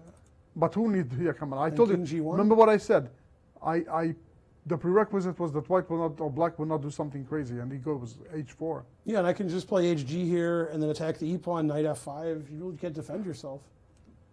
Yeah, we like black. I don't have to take on e3 right now. I can Black just, is taking I can over. just play hg, and you have really hard time defending e3. That's right. If you play queen d2, I'll play knight f5. That is right. That is right. Absolutely And then, right. I don't know. You're losing everywhere.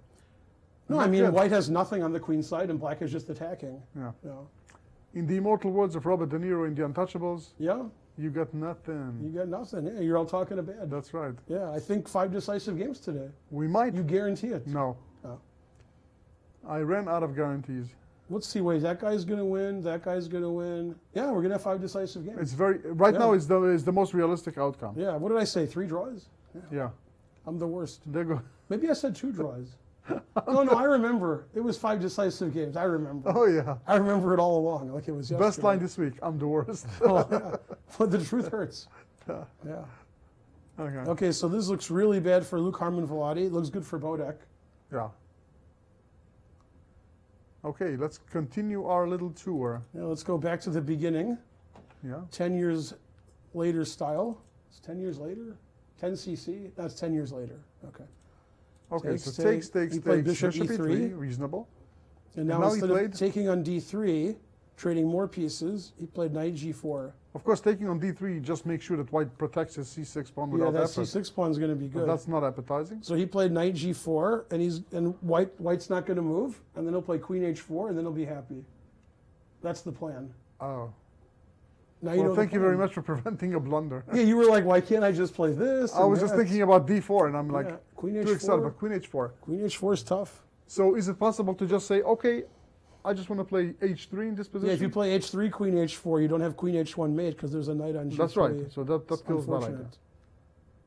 Not to mention I can take on So G2 after with H3, impunity. I'll play knight E5. Maybe you'll miss my other threat. I have a chance, right? That's right. You won't see knight F3 check? Well, I mean, it's not without... No, knight G4, I like it. Why didn't the computer suggest that back Yeah. when we were looking at Ha, it? computer's no good. Arthur Shen won 4 in a row. Computer hasn't won any games. That's right. Yeah. That's one way to say it. Winning 4 in a row is tough. Wait, what happened here? You remember the last time you won 4 games in a row in a round robin? I don't remember the last time I played 4 games in a round. Yeah, robin, that's so, true. yeah. 4 games in a row in a round robin. The computer I did says it white once. is winning, I did it once. and you will not believe the move. I believe it. You will not. I'll believe it. D4. Yeah? Yes. And it's like Queen If H4. Queen H4, he's going to take on G2. King takes G2. But I promise you Yeah. that this is not going to happen. King takes G2. Well, I don't and promise if you, but I don't take, think it's going to happen. then I can go to F3 or F1. I like F3 because it attacks both You attack knights. 2 knights. Yeah, you can't play knight E5 check anymore. We're going to take I a like horse it. here. Yeah. Well, okay, knight takes E3. Okay, thank you for the trading. Yeah. No, you're welcome. No, I have another surprise. Yeah, Queen Rook, takes, Rook H1 is with your a double surprise. attack. That's right. But black has a lot of defenses. Yeah, stopping the clock, Yeah, offering his hand, yeah. signing the score sheet, That stops Rook H1 in all Yeah. cases. getting up and running. Yeah. Yeah, lots of reactions. So you guarantee D4 will be played. But you know, if there's one player that could play this move here in this tournament, it's Akshat. Yeah. Yeah, because he has this. Yeah, I think Mike Has Hummer it. would play D4 every time. Then after Queen H4, he'd be like, Queen H4. Then he'd be forced to find King G2. you know, this is really funny that you mention it. Sometimes I see my student playing a line, and I'm amazed that they saw it, only to see that the next move they had completely no clue. They just overlooked Of it. course, yeah. You know, it's like that famous saying where somebody, I forget which master of the past, was complimented for amazing pot sacrifice. And they talked to him about it and said, well, did you see a way to defend it? he just couldn't, he couldn't see how to defend it, so he decided to sack it. Yeah. So it's all a question of perspective. Beautiful life. All right. So as long as White doesn't see Queen H4, he's sitting pretty. If he sees it and he's scared of it, then he's in trouble. Yeah, the worst part is that even if it happens, it doesn't happen. So Yeah, exactly. yeah, D4 looks really massive here. And Akshay is looking up, thanking the gods for his position, rechecking. A little short on time. What move is it? What move do we have of his? It's move 24? Yeah. Yep. So he has to speed up a little bit. But I think if he calculates the D4 variation correctly, life is going to be very good. He's just going to win technically. Man, I haven't seen that this tournament. I've seen checkmates, but not technically Yeah. winning.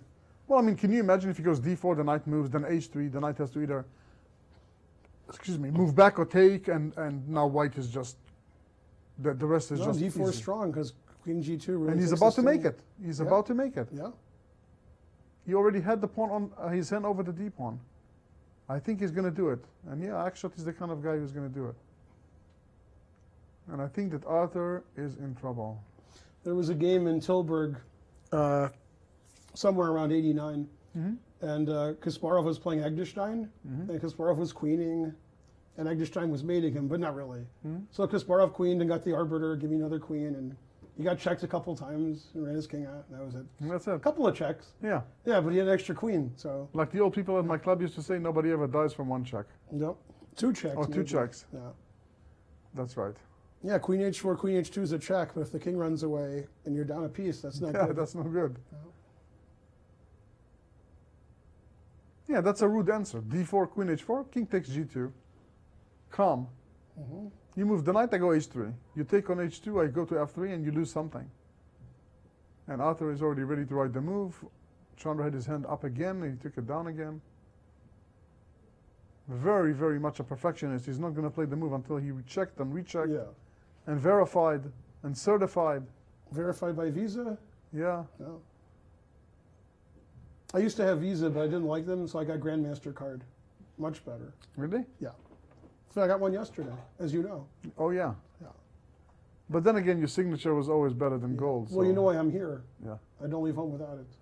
Perfect. Yeah. No, this looks good for Chandra, but Yeah. if he doesn't play D4, is it so good? I think so. All the lines. I mean, he could Everything's play. good for white. He could play H3 immediately, and after knight takes, F takes. Yeah, but I was going D4 to play knight E5 and play for There- tricks. Listen, we are now just. Everything is academic. He went D4. He did? Yep. And then he walked away all cool. And then he walked away. Oh, he just took something out of the bag. It was a microphone. He dropped it and walked away. D4. You do realize that some viewers might believe those nonsenses, right? Believe it. Yeah. I believe it. Okay. Yeah. No, but if they've watched my videos before, they understand my chess teachings. Yeah. So if Chandra wins this game, I said if, Yeah. and Zhang wins his game, Yeah. then Zhang will be half a point behind, and Arthur will be a full point behind. We could still have 3 different people playing the U.S. Championship next year. It could happen. Chandra playing Kuran Han in the last one. No, that's Jeffrey. Oh, Jeffrey's playing Kuran. Oh. So So who we is don't- Chandra playing? No, don't ask tough questions. Yeah. And also, if somebody shows up at 1 o'clock ready for their last round game, And I think Jeffrey then cashed they've in. been Let me see if I'm forfeited. right. Yeah. I see that game is over. Wow, and I can F4, only- E5. Yeah. It's not good. Exactly what Oh, we and the said. rook's on A6 already. Wow. White made a lot of good moves while black wasn't doing anything. Well, So what that- could he have done? Yeah. So after Queen H4, Bishop D7, F4, Bishop E8, King H1, very safe. No Queen C5 check ever. That's right. Then Rook A6, E5. And what isn't attacked and what isn't lost? Wait, Nigel Short's going to tweet about this game for sure. Because he doesn't like the Benoni, so when the Benoni gets crushed, he's very happy. Uh-huh. Yeah. Well, I have to tell you that the only amusing thing about this game is looking at it from the analysis board's point of view and seeing the barometer right in the middle. Yeah, When it's because... supposed to be something like plus $1.5 million. Yeah. Wow, what a crush. Yeah. We Well, saw 2 crushes today. I mean, 2 very lopsided games, right? Yeah. Very amazing games. And we are going to have Jeffrey Shung in the studio just in just a few let me minutes. put some more 1-0s And here. wow, Wow, White's going to win 4 games today, it looks like. it's only less than 3 hours since the start of the game, It's a real, yeah. and 2 games already ended in crushes. Some other games are just about being decided. Wow, everybody's playing very aggressively, And in this game, I thought White was going to win really quickly also. and I still think that he will. Somehow he stopped E6. What did he do? How did he... He played Rook C6, Yeah, that'll do it. and now he played King H2. Ah, because he was ready for Rook C1. Right, Yeah, King once E6. again. Yeah, I like King H2, and then Knight F4 is Bishop. coming, and then E6. Yeah, now Knight F4. I wonder. No, you shouldn't play F3. So I guess Knight F4 and something. This is going to be a crush. Yep, H5 is hanging, D5 is hanging, D3 is hanging, E6 is E6 is coming. always in the air. Yeah. Yeah, very very lopsided. Again, I don't see that he has any chance. I can't believe there's no counterplay, and just a terrible position. Yeah. So we are back in our studio with another guest. We have the highest rated player in the tournament, Grandmaster-elect Jeffrey Shung. Another draw? Not this Not time. exactly, not this not time. today. A good answer. Not anymore. And yeah, I think that this time the Only game. the second most brutal win of the round. That's The right. other game was pretty brutal. That's right. Yeah. And I think it's fair to say, and maybe Jeffrey will agree or disagree, that maybe this was his most convincing game of the tournament. We were Yeah, convinced. From beginning to end, really a clean game with no chances to the opponent. I mean, the final position to me is just deserves a framing. So, I think this is the first Benoni of the tournament. Did you expect the Benoni might happen? Not at all. No, I don't think. Does he wonder? Did he ever No. play? I don't think. Is he ever Bishop played it, no, I D3, don't Knight remember. E2 your normal stuff, or you played your second string? No. You put the third string guys in so he wouldn't know what to do? So I think this is a game full of inspiration for both sides, trying No, to but, surprise the opponent. He had one chance actually. I'll show you. Okay, in the later. game. So here we kind of liked his plan. So far we thought he did well. Here, yes. Yeah, I think he has to go knight g4 instead of rook e8. He has to do something like In order to block E5. Yeah, because you could never play Knight D7, Yeah. E5 because That's right. That was a problem later on. Yeah. Exactly. So maybe you're And then right. gets Maybe, Knight to maybe here, E5. Yeah. maybe this was the only time to do that. that. And I think I should go f3, not h3. Yeah, but you followed my rules, so I approved. Notice how easily he won following my rules. Yeah. In fact, he was always saying F3, F3, F3. I said, nope, Jeffrey won't play F3. Good job. And now after the game, Yeah, it fist says, pump to the Grandmaster fist pump. Yeah. and then he there we comes go. back and he says, "What move should I have played?" F3. That's right. Yeah, he's like, I should have played better this game. Yeah. Yeah, you won too easily. Yeah. That wasn't good. Okay. So you we were played really here. impressed with Rook Well, B1, B4. yeah, Are we no. easily impressed, or we should be No, impressed? this is normal. But I think that b5 here might be too early then, right? Well, then I play b4. Yeah, b4 anyway. Yeah. So, but then the Yes. position gets defined, and that's Yeah, after that looks it looked like bad, he had yeah. nothing. No, but actually he did have something. Let's take a look.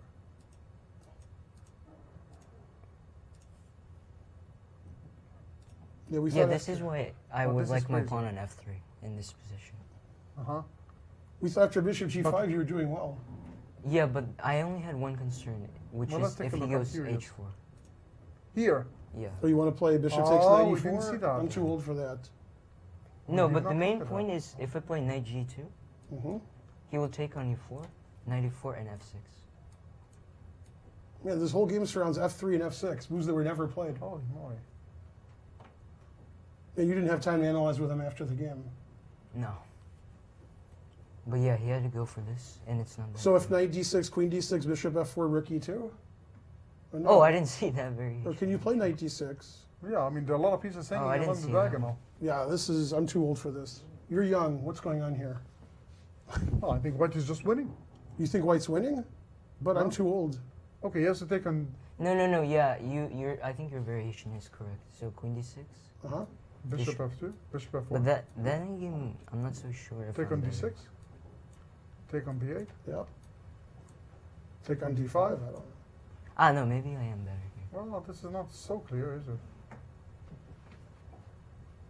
But I have a feeling that after something like rook a8 or something might happen, no?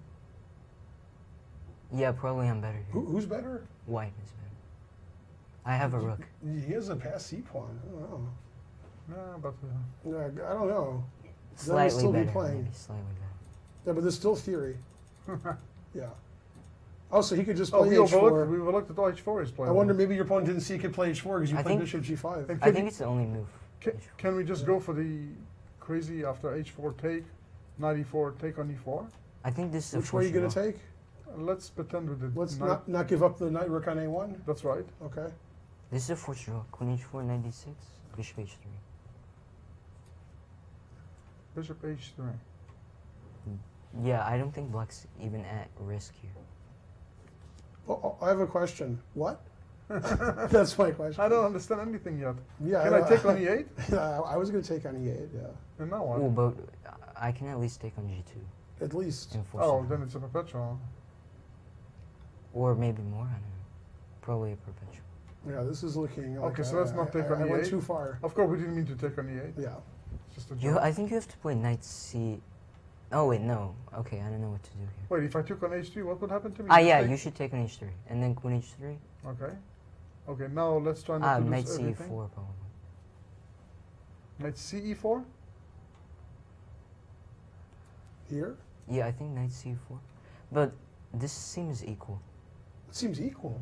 Like if I maybe I'm I so play confused. queen bishop takes a1, hmm and then you have to take on a1. I think if you take on Wait, e8, What happened if I just on take here? back. Yeah, I just take back. Yeah, that's going to be good for black. But if Yeah. if you take on a1, I don't know. It seems equal. Maybe I prefer white. I would say unclear, but okay. What a I mess, prefer wow. white. Yeah, actually. it's really messy. But okay, messy is better than what happened where it wasn't messy. Yeah. That's You right, just- right. you just He has took to him- go. One move Yeah. later and he had really nothing. I didn't understand rook e7. I thought at least maybe he would. Yeah, play that was queen. very strange. Maybe queen d7. But I don't know why he would just pin his pieces like that. So I think if you would have played f3 instead of h3, then the game would have been perfect. In other words, Yeah, I everything, think it so. would have been the same thing without the trick. Yes. And of yes. course, you could never play h5, but h5 looked really, wow. Yeah, after rook e7, I think I have 5 winning moves. So I just didn't understand. Yeah, now it's just a Yeah, pin we that just you can thought you never were come winning out of. here, yeah. Yeah, the You can point never is come after out of. queen e5, I play knight g2.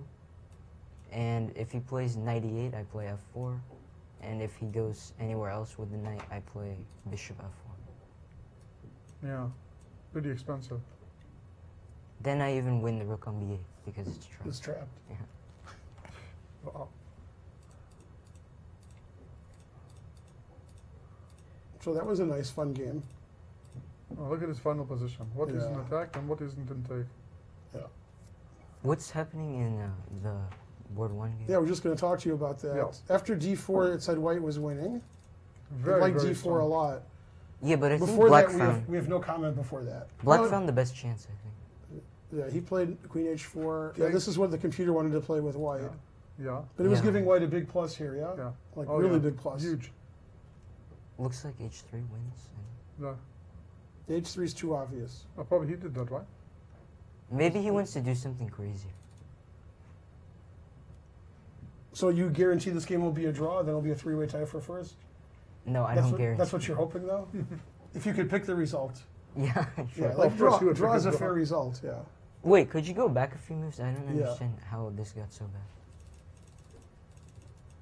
Well, He missed. we can tell you what the computer said. You can agree or Oh, he disagree. missed 96, I think. Yeah, so, right. H6 So in this 96. position, he should take the bishop and play c6, and the computer says white's a little better, but not That's winning. right. Okay, if but then, yeah. Yeah, and here it's okay, still okay, and he went too far here. He should just build, like take on c4, queen c7, rook a d8, and have compensation. I don't think he. No, in this position. This is E4 still okay. Yeah, e4 is a H6 bad was all move. right. but E4 Maybe he is- has to go a5 to stop Yeah. b4. No, Has I to think- go a5. No, but he could take on c4, I mean- and then play queen c7, rook a d8. And the queen on is a little That's funny. the best. That's the best. computer okay, line. okay. Yeah, yeah. After e4, it actually liked what white did, taking on b5, taking on c6, and it just says white's winning. No, but earlier, how did white even win the pawn? Oh, because he played knight g5. In this position, black played rook e, bishop Why not f8. h6 first? Just Right. h6. Yeah, no, yeah. because The rook e, you bishop neglected f8 is not good. Yeah. Yeah, at least bishop f8 here immediately. is No, not I good. think that's the starting of Then he sort of had to go up a pawn. Yeah, all of a Probably sudden- h6. You have to. Yeah. Yeah. h6 instead of bishop f8. Mm-hmm. But then it's still some weak. Still like white. Yeah. Yeah. And okay, this all happened. E4's too early, trading too many pieces. And Yeah. then after knight e6, he was thinking, and he's still thinking. He doesn't like h3 for some reason. Maybe he likes it too much. Ah, So we're on move 25, and the players are getting down to some time trouble. Mm-hmm. All three results possible. Yeah, watch him play d5. We now. might have 5 decisive games today. Well, unlike It's yesterday, very where realistic. we had 1. That's right. That's right. So tomorrow you're having white against Kieran Han. No, I just got a double white. So, I you're have black to have against Kieran. black, yeah. Okay.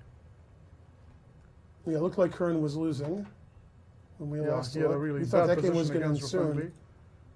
I think I'll be surprised if it's still going on. And it is. It's going on, but it looks good. Bring it. Oh, here we go. Then yeah, white has 35 minutes and black has 2. Black just played king h7. After e6. Hmm? Well, you'll be in a lot of trouble if black wins, Aviv. You'll never hear the end of it. That will not happen. That can just not happen. With all respect. With all due respect. Yeah. So what is going to happen here? He's deciding e7 or e It takes looks f7. like every move could win here, right? He's deciding. Yeah. Maybe he's deciding about queen f6 too. Queen e7. Of all the moves I said, which one do you like? All of them? Queen f6, queen e7, I have- e7, and ef7. You haven't said a move I didn't like Yeah. yet. Queen e7 with ef looks annoying as heck. It's the junior tournament, so it's annoying as heck. No, the thing is that you can't even sack an exchange on e6 because there's f3 at the end of all this. Also, you It's a can't bonus. because queen f7 check. Yeah, on After- top of everything. Yeah, after queen e7, it's Yeah, every move wins. He's having a tough time. Yeah, that's a tough situation. Let's see what the Mhm. computer's top 3 choices are. Man, I like queen e7 after Because I've looked we at have- it Maybe for a queen while. e7, queen c7. Solid. The defense. Wait, he played bishop f5 in the Chandra game? Yeah, but that's a different game. Yeah. Now you're The computer's confusing still us. enthusiastic about it. It doesn't matter. Now you're confusing We'll get us. back to it. Hold on. So. Wow, it's getting noisy here. They don't like those moves. Yeah. Okay, I am here. So it's So- off the chart winning. Yeah, plus a rook. And the moves. Yeah, What's your move move one? queen e7 is not one of the top 3, but I'm Uh-oh. positive that it's probably one of the. I'm gonna play just because I'm curious what kind of ranking. Yeah, it's gonna have. Jeffrey says queen c7. Oh yeah, it went down We're from only 5 plus to 4? 4. Sorry. Yeah. at that time. My bad. Oh, because rook c7. Oh, Excellent. there's still a move. Yeah, forgot about that Yeah, one. rook c7. I don't like that position for black. Okay, so in this position, every move wins. The computer favors E takes f7 is the best. Yeah, and after queen f8, f3. And the bishop on e4 has a little issue. Mm-hmm. Yeah, you win the queen. My God. Okay, Yeah, but he has tons of time, so not moving would be my plan. Letting my opponent sit and look at this position. Right. Yeah, I agree with this technique. Wait, Well, so Chandra played bishop f5? yeah, let's look at the Chandra game where he played not the recommended move, bishop f5. I'm not so sure if it was recommended or not. We didn't look yet. And he has 8 minutes and change to 13 minutes. So all three results possible. Well, the computer's still very enthusiastic about that. Alternatively, Well, Arthur got out of a bad situation last round. Arthur was losing a few games that he won. Yeah, he was. Well, he's okay, looking the against computer current slightly Holland. preferred h3, but I think that bishop f5 is Mhm. just on par. I mean, just a very minuscule difference. Also looking pretty impressive. Yeah, White has two bishops somehow instead of Black having two And you bishops. see the pawn on c6 with his friend on d5? That Yeah. looks hard to meet. Yeah. Well, we're going to thank Jeffrey very much for his visit to the studio. Wish you luck in the last round tomorrow. Thank you. We'll see if the tournament is going to end up in a photo finish for the race for the first prize with the guaranteed prize fund of $6,000 for first and the seed to the U.S. Championship. And that is also a good point for us, a good moment for us to take our 5-minute break. Please stay with us, and if you're leaving, please be sure to return to this channel to see the conclusion of some very exciting games, a very good chance for 5 decisive games today. We'll be right back. For Go Ben and Knight I- relocation camp. There you go. Right back. I'm Mike Matheny, manager of the Cardinals and chess fanatic. At the world-renowned chess club and Scholastic Center of St. Louis, across from the World Chess Hall of Fame, St. Louis' status as the chess capital of the nation is on full display. With a welcoming environment and Scholastic outreach program that works with over 100 schools, our goal is to teach, play, and promote the sport. So whether you've played for years or never before, we invite you to experience all chess has to offer.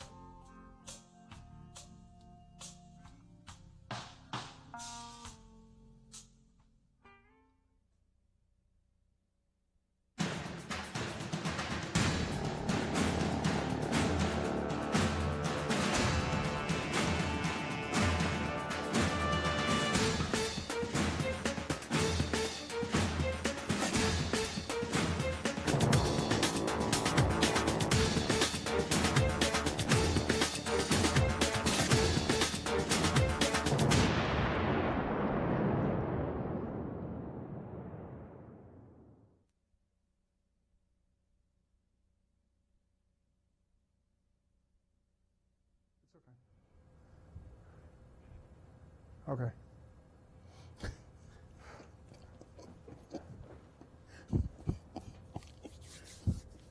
And we're back once again with our live coverage of round 8, the penultimate round of the 2015 US Junior Closed Chess Championship, coming to you live from the beautiful Chess Club and Scholastic Center of St. Louis.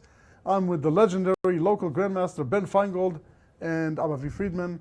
And yes, this is the conclusion of the round. Lots of exciting finish games. early today with a lot of decisive I results. think so. There's already not only 2 games behind us, but the rest are already on the critical list. When we're looking at our main game, let's go directly to it. Yep. Oh, wait, I see that some games already finished. But this game is also, I see Rufeng Li must have won. Yeah. Yeah. And I'm pretty certain that Arthur Shen's game is going to be over soon, not with the desired result for him. Yeah, so when we left, Rook E8 was played Yep. by Arthur Shen. Some trades. Here comes the queen trade, not good for black. Yeah. Not with a 4-1 majority on the queen's side. And so he played check, trading more pieces. How about king H1, never trade. Yeah, Very nice. no rush to take it. Yeah, because the queen is still hanging. That's right. Queen H4. And then queen F3. Queen F3 Wow, on the that's... Yeah, white's king is perfectly safe, but the 4-1 pawn majority has to tell. Knight D3, Knight F5. Knight F5. Queen back. The computer is saying plus a million. Yeah, it's off the charts. Because basically white has a better position, and white has 2 extra pawns. That's right. And white has 2 passed pawns. He played rook to G1. Wow, now white's playing for the attack. Yeah, attacking everything. H6, he's threatening knight G7 and bishop Hey, H6. white's winning on all 3 sides of the board now again, like in the other Just game. a complete rush. So after this round, we're going to have Chandra and Clear first, Jeffrey Shung and Clear second, and Arthur Shen and Clear third. And notice that Li Rufeng won his game. Yeah. Let's go there, please. He is going to be with us very, very shortly. Let's take a look at a picture of the board one more time, please. And yeah, here we go. Yeah, we're going to go back to Rufeng's game and talk about the opening. Yeah, why don't we go about bit. the opening and then... Yeah, this was the first interesting moment, we thought. Yeah. Yeah, when we get Rufeng in the studio, then we can talk to him about this position. Exactly. That's a great idea. Why don't we get him? Okay. Studio. We'll snap my fingers. Teleport. There we go. Here we go. Yep. And we welcome Rufeng Li one more time to the studio. Hi, Rufeng. And you had a very interesting game. We really liked it, we must say. Let's go to the first interesting point right in the opening. Yeah, Aviv thought knight d4 was a bit too early because of this knight d1. Yeah, normally you wait until the g-knight commits himself. And then after, if you wait until knight e2, I have to play like knight c1. That's right, that's right. Knight c1, knight d1 to play c3. So here he's sparing you all those maneuvers. The knight had to go back. And you were pretty happy here? Yeah. Yeah, for a good reason. And you don't have to play bishop h6. You can play like, d4 right away, but you thought this was a better way of playing? Yeah, You already know this position. No, I just thought like I should trade off his bishop. Yeah, not only did we like c takes, we like knight takes also. We thought his d pawn is weak. Yeah, but knight takes, queen takes e5. And then maybe he can back? play f5. Oh, just get counterplay against the center. Or he can just stay put. I mean, I thought... You thought So CD that'll be harder made to- more sense. harder to Give you a realize. bigger advantage. Yeah, this just looked really nice for you. Yeah, I thought taking was also good. On d5? Yeah. Also looks good. So there was one minor tactical hiccup the computer was telling the people outside, and they told us. In this position where your opponent played a very strange move, queen to b5, actually you have a really strong tactical move here. It's not just pushing him back. But you A very you could play counterintuitive b4, yeah. Which is sort of weird. The idea is basically to trap the queen, and the pawn on d5 is pinned, and he has a lot of issues here. So, with knight c4? Knight Takes. c4 we take. You Queen can't take with the take. pawn, obviously. Yeah, and I think here comes rook c7. Yeah, rook c1, rook c7 wins Yeah. a piece. Queen a6, rook c7. Yeah, and bishop f1 and b5 and knight. Yeah, it's a lot of bad stuff. Yeah. Yeah, I guess it didn't occur because I just played Yeah, because b3. b4 is really strange. Well, because I just played b3 the previous That's right. move. It's, Right. Yeah, so... Yeah, queen b5 is a funny move because after this he went back to d7. I think he wanted to play like knight c6, queen b4, but I can just prevent it with knight c2 and bishop f1. Yeah. So pieces were maneuvered, but it seemed like you had a lot more space than he did and a lot more ideas. And the weaknesses on the king side are permanent. Yeah, it's unfortunate. By trying to take over the c-file or trade rooks, he's really weakening h5, and you have a lot more tricks, it looks like. And just a little news flash, it looks like Akshat Chandra won his game against Arthur Shen. Yep. Akshat is going to join us in the studio later, a little bit later. And did Let's you go think, on with this game. Yeah, did you think you were just always winning, or just to make a big advantage? Big advantage. Yeah. I thought he could. I thought Queen C7 was better. Better than Queen C8? Yeah. Pinning what's the the pawn, the difference? e6 pawn. Cause well, I just thought it was better placed on C7. Okay. But yeah.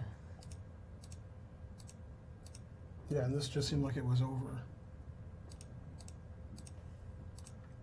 Yeah, very strongly played. Yeah, we like the fact you never no want to play rook rook c1. c1. Yeah, Yeah. it was nice. Yeah. And here you got a plethora of good moves. And you Chose chose Queen this f6. one. F7 was the computer's choice, but of course they are just every move was winning. Yep. Yeah, Yeah, now there's no rook c7 or queen c7. So now queen e7 is even better. very strong, very strong.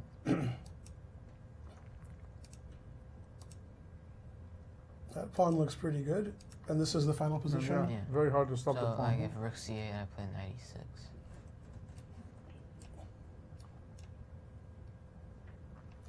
That looks like no fun. Well, for you it does. That's cute. So that was a very smooth victory. We saw a few smooth victories today. It looks like we're going to have 5 decisive games maybe. But was there something different today? People were more aggressive. Yesterday we saw 4 draws. What's the difference? I don't know. Just coincidental? Yeah, I guess. This time everybody who got a winning position decided to cash in on it, huh? Yeah. No gifts to either side. No missed Yeah, opportunity. then all the wins were just like this. I mean, That's Jeffrey's win and Jan's win were just blowing I don't the know, I opponents can't off free the myself. board. I'm thinking that after I Rufeng's think win. White's winning all the games. Yeah. Yeah. Rufeng, after this game, I have a feeling that if you really cashed in against Chandra and Shang, man, you could have set really Yeah. pretty nowadays. But okay, still, you have to be very pleased with the way you play now, overall. I mean, guess. some misses here and there, but overall, you're playing the Well, I missed, preparation like, in some half- game is I really mi- good. Well, I mean, yeah, but I missed like wins in half my games. I know, exactly. This is the. But overall, that proves that you could beat anybody there, right? I mean, it's. And don't make the mistake tomorrow. Remember when the next round starts. We have to get her earlier, and so do you. I assume they made that announcement upstairs. You're aware that the round starts at 11, right? Yeah. Okay. We don't want any forfeits tomorrow, so we're telling it to all our It'll be guests. something fun to talk about, but yeah, Yeah. we don't want to see that. And who are you playing tomorrow, Rufeng? Micah. Oh, Mike, okay. Well, he wants the tournament to be over. That's 3 right. I think losses that and for 5 him- draws. That's right. He Got really crushed today. Yeah, he's not getting any momentum. Yeah. By the way, are you aware of the fact that your 5-year-old sister was in the hot seat yesterday? Yeah, we had She her was sitting right here. We Yeah. interviewed her.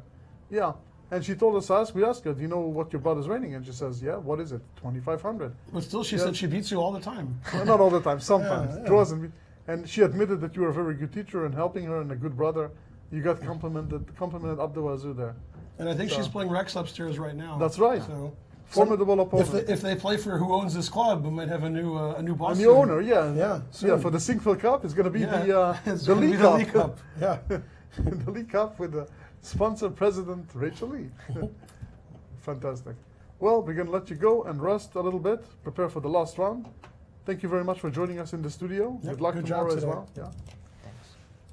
And yeah, one more game left. And the funny thing was the one game that we expected to finish relatively quickly. Yeah. What you said move are this they will on? be- yeah. I said 32 moves or 35 moves. How much did I it give was the them? max. And they're already past the time control and they're still playing. Well, this is White getting totally crushed. Yeah. Yeah. Well, White's Michael getting, really. White's getting checkmated and down a pawn and has weak And- pawns. Yeah, so maybe 5 decisive games. Impressive. But Really, if really he's nice. lucky Luke, he's going to earn his title this game if he doesn't lose this game. Now that's a lucky Luke. Yeah. No, I don't think so. I think that his luck. Yeah, we already have just 4 run out. decisive games, and White's completely losing this position. Yeah, I And- thought when he played F3, King F2, I was thinking one thing: never play F3. Yeah, certainly not H4 to follow. F3, yeah, King F2, H4. Yeah, you should have left well enough alone. You Yeah, know? this looks really bad. King is exposed. Minus and one pawn. Pawn D4 is weak. Pass Yeah. A pawn, good for any ending. Is this +4? +4 is my guess. We can check if you Yeah, want. 4 is my guess. And I'm assuming that we are going to see Akshat Chandra. Yeah, joining Akshat us. won very nicely. Very, very Played the shortly last in a very 15 moves exciting just game. perfectly. That's the way to play him, right? Wow, look at the game of the white here. 1-1-1-1. Yeah, Just white won 4 every game. decisive Yep. games. Heaven help us. You have to go down to see the game we want to look Yeah, at. the game we want is not going to be 1-0, I don't think. No, that's too lucky. There we go. So I was the saying computer plus, says, I was saying White Slacks up 4, and he's Yeah, only up 3 and minus 3. change. yeah, I've that's never been so wrong. yeah, good enough. So And we're every going to move see is 5 winning. decisive games today. Wow. Yeah, every move is winning. Queen E3 is good. King G7. Yeah. What a round! I Just was in the really, penultimate I was round. really impressed with Mika Bratton the first couple of rounds. I mean, it seemed like he was really playing solid. That's right. And then That's right. You just can't get anything going. I think that sometimes after the first loss, you just can't get back to it. Maybe that's what happened then. And I also have a theory why we have 5 decisive games tonight. What's today. that? Rex is here. That's true. That's right. You don't host Yep. such a big tournament. And more with such a importantly, prize Rachel fund. Lee is here, so they That's right. And they're playing each other. In case there's a new boss, they have to Exactly, exactly. get ready. They press Yeah. the old and the new. Yeah. No, I heard right before they started and they shook hands, Rex had made the older player win. So Riot. you know, I played a playoff in the junior for second place once, me and Patrick Wolf. Uh-huh. And as we shook hands, he said, may the thinner man win. That's what he said? That's what he said. And did he? He did. Let's see. Now we know why you're not the champion, man. Yeah. Well, this looks really, really, really bad for White. Very Yeah, bad. just 5 crushes today. There Yeah. weren't any flip-flops really, like one guy was winning and then he messed it up. They were just, That's right. all the games were 30 moves or so. So we're going to have Akshat Chandra with 6 out of 8. And Very he's impressive. already clinched a tie for first. He needs a draw tomorrow for a clear first. Oh, no, I'm sorry. No. Jeffrey. That's right, Jeffrey won and he's Jeffrey half a won. point It's behind. not, nothing is guaranteed just Yeah. yet. And Jeffrey has probably the easier of the pairings. Mm-hmm. And Yeah, we could see a 2-way, 3-way tie for first tomorrow or and we should note to our viewers that in the case of a tie, we don't have co-champions. We have there's gonna be we use the playoffs. tiebreaks only for the playoffs. There's going to be a playoff tournament, Yeah. playoff competition, and depending on the number of the players, if there's 2 or 3, and if that happens, we're going to give you all the proper details tomorrow. And until then, we are looking already at the opening in the most exciting game of the day, the most important game of the day, I should say, between Akshat Chandra and Arthur Shen. Arthur was very happy when the game ended because he continued his decisive game streak. Mm-hmm. So very good. And- 8 out of 8. Yeah. And as you can see, we have a regular guest in the studio, the sole leader of the tournament. I am Akshat Chandra. Welcome to the studio, Akshat. And It's about time you played a game that wasn't suspicious. Very good. Yeah. yeah, this time you didn't eat much time in the opening, and Yeah, I mean, I wasn't. you weren't lost in the ending. That's a good Once sign. again, my prep and goes out the window, and I'm thinking in the opening again. So I just played Yeah. D3, even though I don't know it too well. I just played something. Yeah, random. you played D3, But it was probably a good choice because he said he had prepared the marshal. That's right. So. Right, yeah, it seemed like after knight C3, he just Yeah, this went is into I the knew tank. I knew some stuff in this line with Bishop G4, but yeah, he played Wesley's move with Knight B8, Okay. and then I think Anand played Knight G5 and H6 F4. That's with the idea. But I wasn't prepared for such a sharp line like that, so I just played something normal with Knight E2. Yeah, in the spirit of the opening, getting the knight to G3 one way or another. Yeah, I felt like White's And he played a little better. naive here, I think. He played, well, the first few moves are maybe half normal. I thought he should go. We just had Jeffrey here in the chair, and he was thinking that instead of letting you play knight G5, he should have played H6 at some point. Yeah, H6, but Yeah. it's kind of an Seems like awkward good move for to you make. But anyway, yeah? with my bishop on B3, it Yeah. can be a little. Maybe How I have can, knight how can, H4. how can I White guess. improve? How can Black improve his play? It seemed like his game was just bad. I think he should have gone knight C5, bishop E6 after. In this position? Yeah, to try to trade bishop. Instead of Bishop E7. But yeah, but still White retains a slight edge. Mhm. But yeah, I mean, once he left the bishop on the diagonal, I mean, he has to now calculate all these lines with. Right. But yeah, C3 bishop was just I don't know. I mean. A bit of a naive move, we think. Right, now the computer was saying that Black was playing okay here and that he should play knight takes B3 and C6. Yeah, that's what his brother was saying after the game. Yeah. You know why? Yeah, I think Because we we told told his him. brother, right? Oh, Yeah. really? Well, Of yeah. course. We run this. But- We run downstairs. Yeah. Yeah. So yeah, I mean, I thought this is okay for me. I take probably, but yeah, I guess Black has compensation. But yeah, strangely enough, I didn't really seriously consider it. Neither did my opponent. I thought he'd play C6. Yeah, and E4 is just a very bad Too move. much. What You should else take on did he do? C4, go Yeah. Queen C7. Yeah, the computer line was this, and then Queen C7 and Rook A8, and it was still only giving you like a small advantage, Oh, wow. like 0.3 or something. Oh, that's strange. Yeah. Psychologically, I mean, Black's a pawn down, so Yeah, it seemed like he more lost the pawn than sacrificed it. Although we thought that yesterday. Oh. Yesterday he's like, no, I sacrificed the pawn. yeah. So, Today I think he missed it. yeah, Like, but that's, still, that's I a mean, big difference psychologically when you do Yeah, it of course, intentionally or yeah. not. I agree. Yeah, and the computer was already giving you like huge numbers here, like already winning. Yeah, yeah. But you found a really nice move, D4. That was the computer's choice. Yeah, I almost had a heart attack for a sec Yeah, because 'cause I queen thought H4 queen is H4. scary. Yeah, I Yeah. miscalculated something, but fortunately, yeah, D4. Yep. The king just runs to F3, and Yeah, this was you played you're like a attacking all the computer the pieces. rest of the game. So that's why you won. Like perfect every move. That'll do it. Yep. yeah, I was a little worried here because his knights are on my king, but I just managed to, fortunately, not blunder anything. But yeah, now Yeah, it's you have just too many extra pawns on the queen side. Now you Yeah, I decide to could win the have king side. played knight H6, but I didn't want to play that. I just Yeah, you played just something decided to simpler. win Yeah, over rook here. E1. And we stopped looking here because we didn't want to break the television set. The numbers were getting too high. Yeah, now it's Six just here. lost. And you're winning on all parts of the board. Yeah. Rook E3, you didn't see that. No, I saw it, but it doesn't work for a number of reasons. Because Right. yeah, king Okay, and H6, here he- queen H3. Right, and here you resign because down a lot of material and getting mated. Yeah, right. The double whammy. So that was a very clean game, we thought. You played really well. Oh, thanks. We said that about a lot of games today. They were just a lot of crushes. A lot of 1-0s today, yeah. A lot of ones. Except for Only the last game, one. which will be a 0-1. Oh, yeah, I see that, yeah. But yeah, 5 decisive games today is very likely. So yeah. that's So nice. we were wondering, did you go out to dinner last night or something? Ate something special? Or? No. How do we have whole 5 decisive games? We had something special last night. We had a good dinner. That's right. I guess maybe we inspired them by That's osmosis. right. Yeah. Yeah. So you know the round is 2 hours earlier tomorrow. Does that help anybody? Gets the really. tournament over with more quickly, so you have less worrying to do. I know it doesn't help. Yeah, I guess Who's it's that? Beyond you. normal. Yeah. He always comes like he's tired with his head messed up. And I think he needs more sleep, not less sleep. But okay, he's not fighting for first place, so we'll forgive it. So you're going to prepare tonight for the U.S. Championship next year? Prepare for those guys? You're all ready now? Still Oh, you're not, to not play, thinking yeah. about that yet? You forgot the There's Jeffrey only one. a You still half-point lead, so Yeah. you have to Yeah, still. and And you're who are you playing- playing tomorrow? I wonder.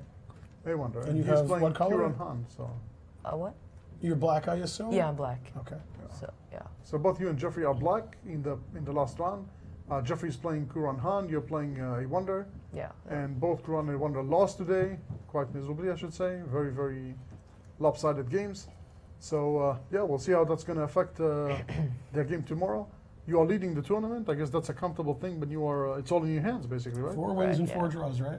Yeah, but still 1 round to play, so I have to still. That's right, yeah, of course. This is like we're not counting any chickens before they hatch, right? Right, yeah, exactly. That's right. Yeah. In any event, we're going to wish you, like everybody else, luck tomorrow. I know it's a mathematical impossibility. Nonetheless, we're wishing everybody luck. Thanks. And we'll send you to go rest. And yeah, we might see you sitting here tomorrow as Yep. well. Good game today. Very good Thank game. you. Very, very impressive. So now we have one more game left. And in that game, we are pretty certain that black is going to win. Not only is he up Now- a pawn, a protected passer, but the white king looks Now, if you unsafe. play King F1 and I play Rook H6, If I play king h2 and you play queen f2, no, not Queen F2. There's a Queen oh, F2. sorry, too. queen. Yeah. Wait, so maybe king h2 then? I think he has to play King Okay. H2, walking into checkmate. But yeah, Well, I'm seeing that the computer is not super enthused about the position. yeah, King H2 is better than King F1. King h2, yeah, king f1 is minus 25, so I guess Not no. so good. Not so good. King h2, g4. The computer wants to play queen f2. Oh, Queen F2 here. Yeah, it's I a didn't even move. see it was legal. Yeah, it's legal. Yeah, if I can trade queens and not get mated, that would be nice. That'll be a significant achievement. Yeah. However, the computer follows queen f2 up with the following line. Queen B3, King g7. King G7. Wow. Yes. But my move's better. I don't think you can take because then the b pawn looks really sad, or the d pawn, one of them goes. Yeah. In the meantime, our king is just ready to. No, you have to play Queen F2 because you're getting checkmated. If I you play know. Queen F2, you won't get I checkmated. agree. I'm So not he's got arguing- I'm to not- play it. Not arguing. Not arguing. I think, but this is like. I think that look is almost contemplating resignation here. No, Because it's you know not a this good is just position. suffering. Yeah. He can't believe it. White won every game. Why should he lose this game? Yeah. White's 4 out of 4. There was a U.S. championship in San Diego or La Jolla. Mm-hmm. There were 5 players who used to play for Cuba. They all played for the U.S. Mm-hmm. And they had black in one round, Uh-huh. and they went 5-0. Wow. So what did he do? What did he do? I don't know. We'll never find out. Yeah, Queen he F2. played the non-getting checkmated move. Yeah. And Always a his good face- idea. Just look at Luke's face. I think that they Yeah. tell the story of the game. Sometimes you don't need to do And more than Bodek just seems look at like the he player. wants to move now. He doesn't want to do any thinking. And he did rook e8. Yeah, solid. I don't get that move. Sorry. He's in Zugzwang. Yeah, I would have played king g7. Well, I mean, I can if play king would've- f1. Why can't I just improve my position? King g7 and go up with the king. Yeah, I would have played king g7 I don't need to waste a instead. move. Yeah, a bit strange. Definitely not changing the evaluation of the game, but what was the... No, he's just saying you're in Zugzwang. Well, king f1. Yeah. Then I would play queen b3 because now the rook's hanging and the b pawn's hanging with check. Oh, yeah. Yeah, I like He's that. very confident with his I rook like that e8. a lot, yeah. But yeah, I mean, if I'm going to make a move that does nothing, it would be king g7. That's Right. better than on g8. Well, the computer is not frowning on that too much. No. He's suggesting trading the queens anyway is the first choice. Alternative, playing either king f1 or king g2. Funny that after king f1, he wants to play king g7, whereas queen b3 looks really... Why isn't he suggesting that move? That's really weird. Not that it makes a difference, it's just in principle. Yeah, well, I guess we will find I out like that very you like my shortly. moves better than the computers. Yeah, That's clearly. Good. That's good. King f1, queen b3, and what is the... That's no fun. Well, maybe he thinks something like queen d2, and after check king g1, the queen is a bit offside. Right. g5 is being attacked. Yeah. If you go f6, maybe I can go something like queen c2. Right, never play f6. Yeah, so maybe that is the reason. But yeah, in any event, this is just... I see that Luke is already starting to look a bit uninterested. You know, I hate positions like this, but it's not quite enough to resign. On the other hand, no amount of planning is going to make any difference. You have the white to super cooperate here to not for white. Yeah, the passed a pawn is really strong, and the black rook cuts off the white king, and yeah, d4 and b5 are both weak. Yeah.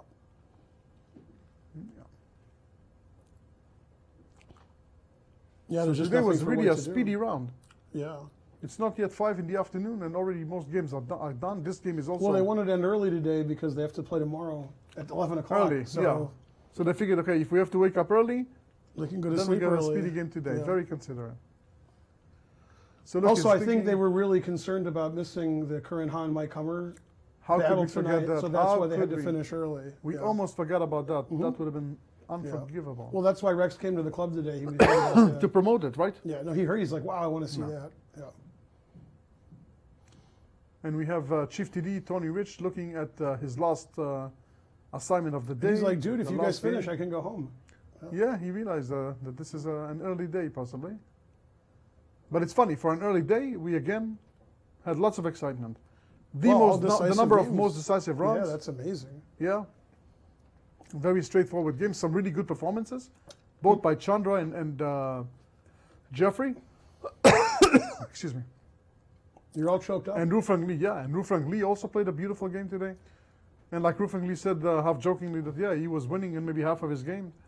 Can you imagine if he actually knocked Chandra and up a half a point extra from A lot each of one of games them? could have been different this tournament. Reminds me of sort of a sad story of this tournament with all the wins this round. When I played in the Spice Cup once in Texas, there was an A group and a B group. And in the B group, there were no draws because we're not good enough to draw. So sack a piece, blunder, everything. And, either win or lose. And then 5 games around, every round had 4 decisive games. We didn't have 3, we didn't have 5, we always had 4. Then there was the A group. Ugh. Draw, win. Draw, No. Draw. Yeah. And there were only, I think, 6 players in that group. So there were 3 draws. And sometimes 10, 15 minutes. It's going to be hard to promote chess this way. No, Susan was not happy. Susan I Paul, can the imagine. organizer. Rightfully so. Those people weren't invited back. Yeah. But we made up for it with all of our terrible play. So it was a very exciting tournament anyway. So attention was shifted to the B group. Yeah, and here we see the tournament's about to end. Players are tired, but all decisive games. That's right. And we're going to see something similar tomorrow when you have to win. It's actually a big difference in prize money. It could be $1,000, $2,000 for all the players. And what about the seed? Yeah, no, obviously It's for a lot more. I mean, obviously for the top players, it's very important. But for the people Between at the second, bottom, third, fourth, yeah, of course. you come in 5th instead of 9th. That's a lot of That's money. a big money. Yeah, Yeah. That's some good money. Yeah, especially for young teens. Some people work the whole summer flipping burgers for just what they make in. I did it once doing veggie burgers. And those were hard to flip. Yeah, it's tough. Rook E8, very confident. Big time advantage for Bodek. He's going to have to be extremely lucky, Luke, today. This Kind is of a only slap clear. in the face when you play a move that Yeah. kind of seemed to worsen your position. The rook is less flexible on the last rank. I'm guessing that now he's also threatening Queen F2, King F2, Rook C8. And the rook is coming either to C2, B2 or to C4, B4. Yeah, it's really bad. Yeah, what move can he play here in this position? No, that's why he played Rook E8. He's like, it's your move. And every move makes it Yeah, and worse. he has an idea. The rook can now go to the C file, Yeah. which he couldn't from E6. Right. Yeah, and look, he's like, Yeah, this is a big Can I difference. even We're do- only talking about first place in this tournament, but many players in this tournament could come in anywhere between 4th and 9th.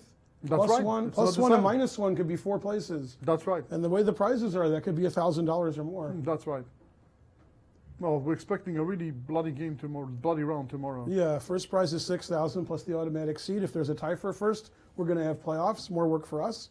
G4, Mac Molnar and Matt Larson are happy. Or they're going to make an exception. I'll tell you one thing. If I had black, I'm moving my queen. Yeah, I'm not, because all of a I'm sudden, not trading queens now. Yeah. Now I want to checkmate the guy. oh wow, the assessment also changed in black's Yeah, favor. now there's no queen trade. So before we look, what are you suggesting? Any move Queen that moves the F4? queen away. Any move, I don't care. As long as we don't trade queens. Blitz game is Queen F4. Let's see what the computer says. The computer says Queen F4. Yay. What's the second move? King G7. Really? Still trading queens? Yeah. Wow. Yeah. Yeah, Queen F4. I think that here there are like a million moves that are just about fine. Mm-hmm. I think that King takes Queen, followed by Rook C8, cannot Yeah. get any bad marks. Mm-hmm. Queen F4, like you said, with the idea of Rook E3, and just tying him up completely. King G7, preparing for an endgame with an active king. Well, again, I feel sorry for Luke. He's in a position where Yeah. not quite enough to resign. On the other hand, not encouraging to play. His face say everything, and Michael Bodak is just thinking of how to tighten the screws here. Yeah. It reminds me of Conti Monsisk when everybody's leaving with the knockout. And there's always there's, one. There's 2 or 4 players left in the whole That's right. tournament. Yeah. That's right. Everybody left. They're going to eat now. They're going to prepare for their game. And these guys have to suffer. That's right. Although black's not suffering too much. Yeah. Well, I'm thinking that since we don't have much more to say about this game, the game is a kind of self-proclaimed. No. This is a good time to take our last break of the day. Yep. Maybe the spectators can do multitask and look at this game and at the same time try to solve a puzzle that we prepared. Yeah. A game by one of the players in the tournament. Why don't we do that? And we'll be back with you shortly again with the final game in a very, very decisive day of games. 4 out of 4 with expecting 5 out of 5 from the 2015 U.S. Junior Closed Chess Championship here in the Chess Club and Scholastic Center of St. Louis. Ben Finegold and Aviv Friedman asking you to be back in just a few minutes. See you soon. Hi, I'm Mike Matheny. I've been part of some great clubs, and now I'm part of another. The Chess Club and Scholastic Center of St. Louis, right here in the chess capital of the U.S. Our world-renowned center is dedicated to teaching, playing, and promoting the sport. Because chess has been proven to enhance academic performance, our Scholastic Outreach program now works with over 100 schools. So whether you've played for years or never before, come experience all that chess has to offer.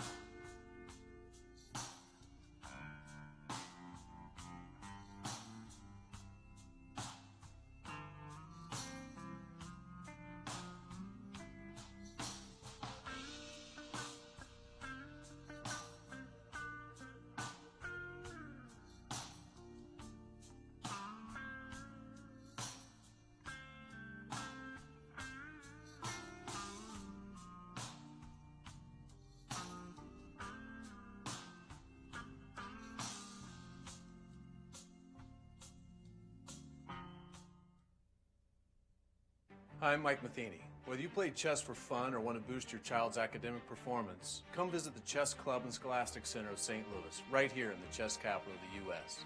From a welcoming, diverse environment to a scholastic outreach program, now in over 100 schools, our center, across from the World Chess Hall of Fame in the Central West End, has it all. So whether you've played for years or never before, we invite you to experience all chess has to offer.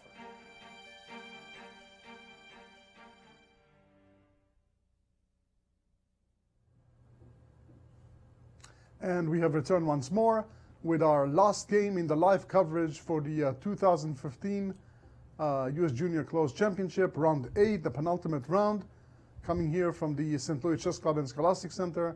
To my left, we have legendary Grandmaster Ben Finegold, and I'm Aviv Friedman with our great staff of producers, camera people, audio people, etc. And let's see what has changed in the game since we left it. Oh, sorry, there's a puzzle first. We decided that because you have so many decisive games today and you must have racked your brain at all the tactics, we'll give you one that's a true gimme, a very, very easy one. We can see that there's a stranded rook on the c3 square.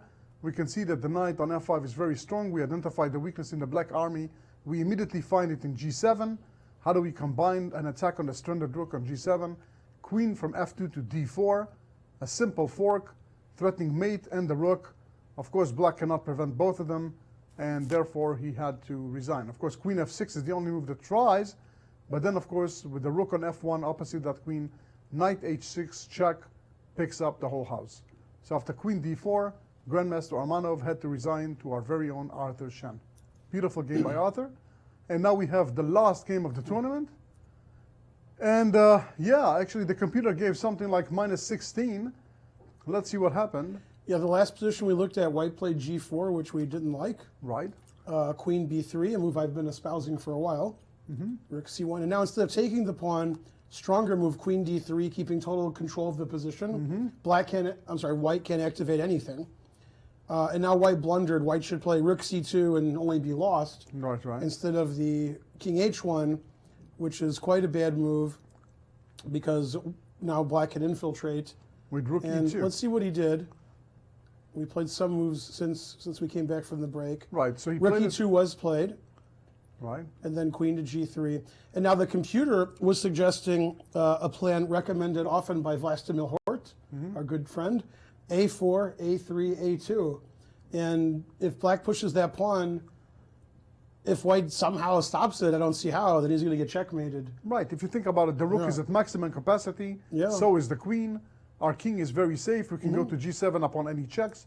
Therefore, what do we have extra? We have the ace and the a file. Right, by just moving the a pawn, this white can't really stop it. It goes to a3, it's protected, a2, it's protected. That's right. And if white uses his resources to stop the pawn from queening, which actually I don't see how, then he'll get checkmated. The white king is going to get punished. Yeah, f3 has to be defended by the queen on g3. Queen h7, queen h2 is made if the white queen runs away. Exactly. That would have been the best. That would have been the quickest. He took the pawn on d4. Not exactly a move that changes the evaluation. Also a lot of fun. Queen h3. So maybe we're threatening rook c8 check, and rook e8, not anymore. Right. So black's 2 pawns up, 2 passed pawns, and basically his one threat, rook c8 check, was stopped. That's right. Well, other moves other than rook e8, by the way, king g7, the trivial response. Also stopping rook c8 Just check. stopping any dreams of, because black is going to mate first. Right.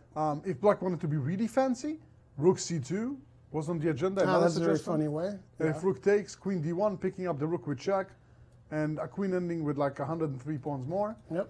And yeah, I mean, this position is just very discouraging. Luke is playing by inertia. I think he played queen h6, if I see correctly. But what if you don't see correctly? Then he didn't play it. Still played it? I'll tell you immediately what he did.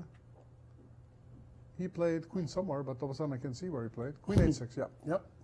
I'm voting for queen f4,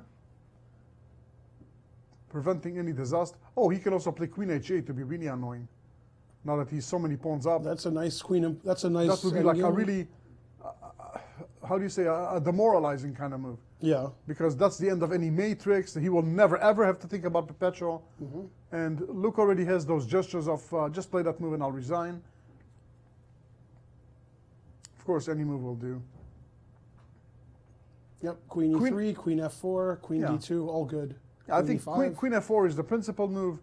Queen h8 is the pedagogical move, just trading queens. The end of the dream crusher. You played queen You f4? played queen f4. Yeah, I like reasonable, this move. very reasonable. I wonder what is the computer's first choice. We forgot to look. It'll be queen Curious. f4. Yeah, it is queen f4. No. And the evaluation now is very modest, minus 103. Well, yeah, the 2 extra pawns. Yeah. And Now black what has is a he playing? second option other than a4, a3 is d4, d3, d2. Wait, did he play or did he? He played queen f4, yeah. No, but what did white play? White played rook f1. Oh, rook F1. Defense. Yeah. So the rook can afford to return gently to e2. Right, that stops queen takes Paralyzing, b6. yeah. You can't play rook c1 again to threaten any checks because queen takes rook. That's right. Yeah, of course, any move wins. Although in I'm this sort of position. kidding, I'm almost not kidding that white can try for some stalemate tricks almost. Man, white's running out of moves here. Yeah, unfortunately, he was king g1, so. Yeah. But I don't think Michael played that. What did Michael do? Did he go d4 or something? Let's see, what did he play? Played rook e6. Ah, rook Man, e6. that's mean. White wanted to play queen takes b6. He wouldn't let him. Yeah. This looks like resign time. I Yeah. predict resigns. I predicted wrong. Queen Queen h3. h3. Even I would have maybe resigned. I predict king g7. I fiercely King predict G7. king g7. Yeah. Fierce. Yeah, I buy it. I buy it. Yeah, I guarantee king g7. And if he then doesn't king play it, G2. I'll guarantee it's something else. Right. So we're expecting king g7, king g2. At any second, there can be a resignation. Mm-hmm. I think that we are. Yeah, Really king witnessing g7 the very resigns end is of the very game. reasonable. Yeah. Right. Although again, by inertia, every time he finds a move, he might continue. So we're going to see 5 decisive games today, and we have a clear first, a clear second, and a clear third going into the last round. Yeah.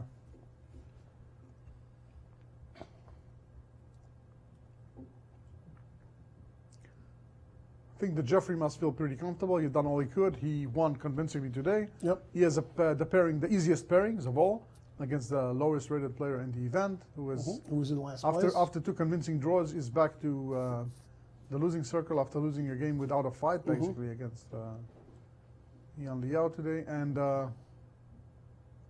I would be totally shocked if he doesn't play king g7. I'm surprised that he's taking so much time here. I won't get over it. Never in all my years. Yeah. Of course, the computer favors rook e2 immediately with total paralysis. Wow, he just plays d4. How unprofessional. D4. Yeah, white doesn't have any counterplay, so he's going to queen his pawn. Yeah. And he resigned. He resigned. Yep. No counterplay, no moves. Yep. Enough suffering. Very understandable decision. It's funny that the move that like the third or fourth by the computer is good enough to resignation. Yeah. That's testimony of how bad the position was. And yeah, I'm assuming we're going to have as our last guest of the show today, Michael Bodak. We haven't seen him in a while. Maybe he can talk a little bit about this. Will Mike Hummer put the kings on the right squares? No, he put them on the wrong. Oh no, he put them on the right squares. I was just assuming. I was assuming he put them on the wrong squares. So no, he did a good job. That was his last duty before he has to prepare for tonight. That's right. Yeah, now he's all ready for his own show. And let me mark this up here: 5 decisive games, as I predicted Exactly before like the you show. predicted. Exactly. I'm telling you, we are going to play the lottery again. Yeah. And every number you say, we'll play the other one. I predicted 5 decisive results about an hour ago. I have a better idea. But not before the I have a round. better idea. Yeah. We're going to the casino. Yeah. We're putting all the money on the color opposite to the color you're thinking. Okay. And I think we're going to make a killing. Yeah. And I'm gonna predict at the casino. I put the money on draw, and then they'll be decisive. Decisive. When they take all the money away, yeah, decisive victory for the Yeah. casino. So we are going to wait for our last guest of the show, Yeah, Michael let's Bodak. do a recap. Akshat Chandra won against Arthur Shen. Convincingly, yes. Jeffrey Zhang won against Wonder Liang. Even more convincingly. Yep. And you want more convincing? Yan Liao beat Michael Bratton. Yeah, Mika Bratton. Mika Bratton. I can't remember his name. I'm so confused. Yeah, it was a very decisive And game. some Lee, Rufang or Ethan. So there's so many good Lees in the U.S. Yeah, this time it's Rachel. Yeah. Rachel's brother, we can Yeah, say. Rachel's brother Lee beat Curran Han. Again, Also very convincing. lopsided game. Goodness. And yeah, the last 25 moves of Harman Vladi Bodek was also one-sided. That's right. The So- game looked like he was going towards Yep. equality, maybe even a draw. Not very exciting. And Yeah, so 5 decisive games, amazing. And we see Mike Hammer making sure that the sets are ready for the 9th and last round of this prestigious event. Our cameraman Austin is again preparing everything for the excitement of the last round. You know, The after champion will be that decided. victory by Bodek, we should probably try to get him down here. Okay, so why don't we teleport him quickly? And There here we he go. is. Very nice. And we welcome Michael again to the studio. Nice to see you, Michael. You ruined the day for everybody. A black one, white one every other game. Right, it was I 1, mean- 1, 1, 1, and then all of a sudden 0. Yeah, I can't let it be 100%. That's right, right. that's right. We can't afford to have one. Now, So, I'm sure you were familiar with the game Finegold versus his opponent. I can't remember the guy's name. He's 2180 in this position. Well, I'm sure you're not familiar. Yeah. I'm kidding. It was in the National Open in 2001 in round 1, and I played E3. And after rook E8 and he took on D4. He was not happy when I played queen takes C8. Oh, Yeah, so I was showing that game before it happened. We didn't think that would happen this game. no. Yeah, and your opponent instead played knight F3. And Aviv was falling asleep watching this game. I was falling asleep playing this There you game. go. Yeah, it looks like it was pretty equal. Yeah? Yeah, can't I say mean- that Luke was trying too hard here. I actually had a Very, draw in very- this line against the Jacobian too that was also very boring. Yeah, I mean, I wasn't happy with this line because I looked at it before the game. It's like every single game it draws, almost nothing There's happens. a lot of draws in this line. That's But right. no, I think queen b4 was just was Strange the first. move. Yeah, it's because I mean it forces my queen to c8, but white has to play b4, b5. Yeah. That's the normal plan. And here Yeah. I just wanted to provoke f3 to sort of just Yeah. soften the king side. Well, you a know bit. the very important rule, never play F3, so you did a good job. Yeah, knight F6. And then Wow, king F2. And we were very surprised, both of us, at the move H4. When he played H4. I mean, for a second, without that, well, actually, instead of knight h5, I mean, Yeah. actually, after knight h5, knight h5, and then he played, yeah, I think queen h2 is almost winning here. After queen C2. Yeah, I think And you it's- played knight G7? Yeah. And the threat is knight f4, Oh, wow. so he has to play rook e1, hmm and then I play c5. C5. Yeah, then it Somebody can- wants to play D4. Yeah, then if rook takes, then I take on e3, and Right. if pawn takes, then d4. You must be the somebody. And if knight takes d4, then knight f4, and I think white's busted. Wow. Though I didn't see this till it was too late. Wow, so there was already a queen H2. And if you take with the pawn, Then some other tactics, I don't know. I mean, something wins. Something has to win. Like yeah, knight f4, and then I take on e1, Yeah. and well, yeah, this does not. And look knight F4 pleasant. threatens knight H3 with mate. Yeah, Wow. And Queen there's no H2 with defense the to idea that? of C5. Wow. I mean, yeah, but Yeah, let's see if the computer agrees with your crazy I mean, analysis. I, not I that I'm play- saying I, it's play- crazy, I played but- the sensible move. So this is after queen C2 by white. Yeah, queen c2. Okay, let's take Yeah. a look what it says. Well, we're not anywhere near that yet. Queen's is several moves later. And queen's, yeah, here in this position. Yeah, it already says you're winning. Yeah, with queen Saying h2. much better. And Is queen H2 the right move? no, rook Oh. something 6, rook. Oh, it wants to play like E6. rook E6 and queen E7? Oh well, yeah, that too. Also annoying. I think yeah. my position Yeah. is just really great After here. queen H2, he's suggesting rook E1. Right, then we were I looking think at it's saying- C5. Okay, let's take a look. I'm curious. Yeah, let's Why play isn't it. this happening? Let's play it. Let's play the Yeah, line well, and see, what's the refutation. what's the hull? Let's Yeah, see. rook E1, C5? C5. Okay, the computer is refusing. He's very angry at this Oh, point. okay, then that's a good thing I didn't play it. Well, No, I don't mean know. it just stopped It just- it working. just stopped it's working. like, wait, I Oh. didn't see C5, so we're going to stop working now. Yeah. But I think. But I you think- played very sensibly instead. Yeah. I mean, I think that White got into a lot of trouble from playing f3 earlier. Yeah, well said. I couldn't have said it better myself. And the computer says that it's actually not bad. Wow. After C5, he wants to play queen F5. Oh wow. Aggressive. And if CD4, knight takes D4 and holding. Oh. Well, yeah, I think how I played is more natural. Yeah, no, Yeah. you didn't play with any Sometimes risk. computers and are you just- cold-bloodedly Yeah. finding those things. So H4. What does it think of H4? Okay, the number went down Yeah, a the lot. number- Yeah, I mean h4. We I were like, think- wow, H4. I mean, if I don't have the queen h4 check in between move, then I'm worse. Because if I It's just about a 2 points twist. if here. I take on g5 and knight g3, I'm not playing for a win anymore. Mhm. And then this is not what I want to get. The best I can do is queen h7 and bail out to a worse endgame. Right. And after So- queen h4, you're just winning? Well, yeah. Well, didn't like h takes g. He wanted. No, he did like it. So why did he take the assessment down? He was thinking more. Right. Yeah. Yeah, it just says you're winning the rest of the game. Yeah. And yeah, now you're up Yeah, a of pawn course. Now and you're better. just Yeah. Hey, you finally got b4 in. Yeah. Yeah. And yeah, other games we're ending here. Didn't like g4. I mean, I think the idea of g4 is that if the queens and rooks are traded, it's a drawn pawn endgame. Ah, very interesting. Yeah. And the computer here wanted you to play a4, a3, a2, and give some numbers you're not old enough to hear. Really, like 100 plus 100 plus 150. Wow. Yeah, which happened anyway. Yeah, a4, a3, a2, it's hard for white to do anything. I mean, I don't want to get mated by some trick. Exactly, yeah. Every move one, I was suggesting you would play king g7 in this position, but you played d4, and that was good enough. Yeah, d4, d3. That was a pretty smooth victory, yeah. Yeah. Yeah, I think most of the games your they were opponent pretty played a bit smooth. lackluster, and you really made the most of it. Really outplayed the opponent. Very good game. I mean, Yeah, the last round's actually worth a lot of money for everybody. I think like 8th place and 4th place, 3rd place is like a big money difference. And why don't we take a good look at the standings while Michael is sitting with us? Let's bring the standings up for everybody, for the viewers, for the players. That looks like the standings. That looks like but nobody's, from but nobody's the standing. conference room. Yeah. And now the standings. And still alone at the pinnacle, we have I am Akshat Chandra. He is definitely the most comfortable of the players with 6 out of 8. Tomorrow playing against, who is he playing tomorrow? Akshat's playing, is playing Wonder Liang, right? Wonder, that is right. Yeah, Wonder's Black white. against Wonder. Yep. Jeffrey is playing black against Kuran Han. That's correct. And yeah. Who are you playing tomorrow, Michael?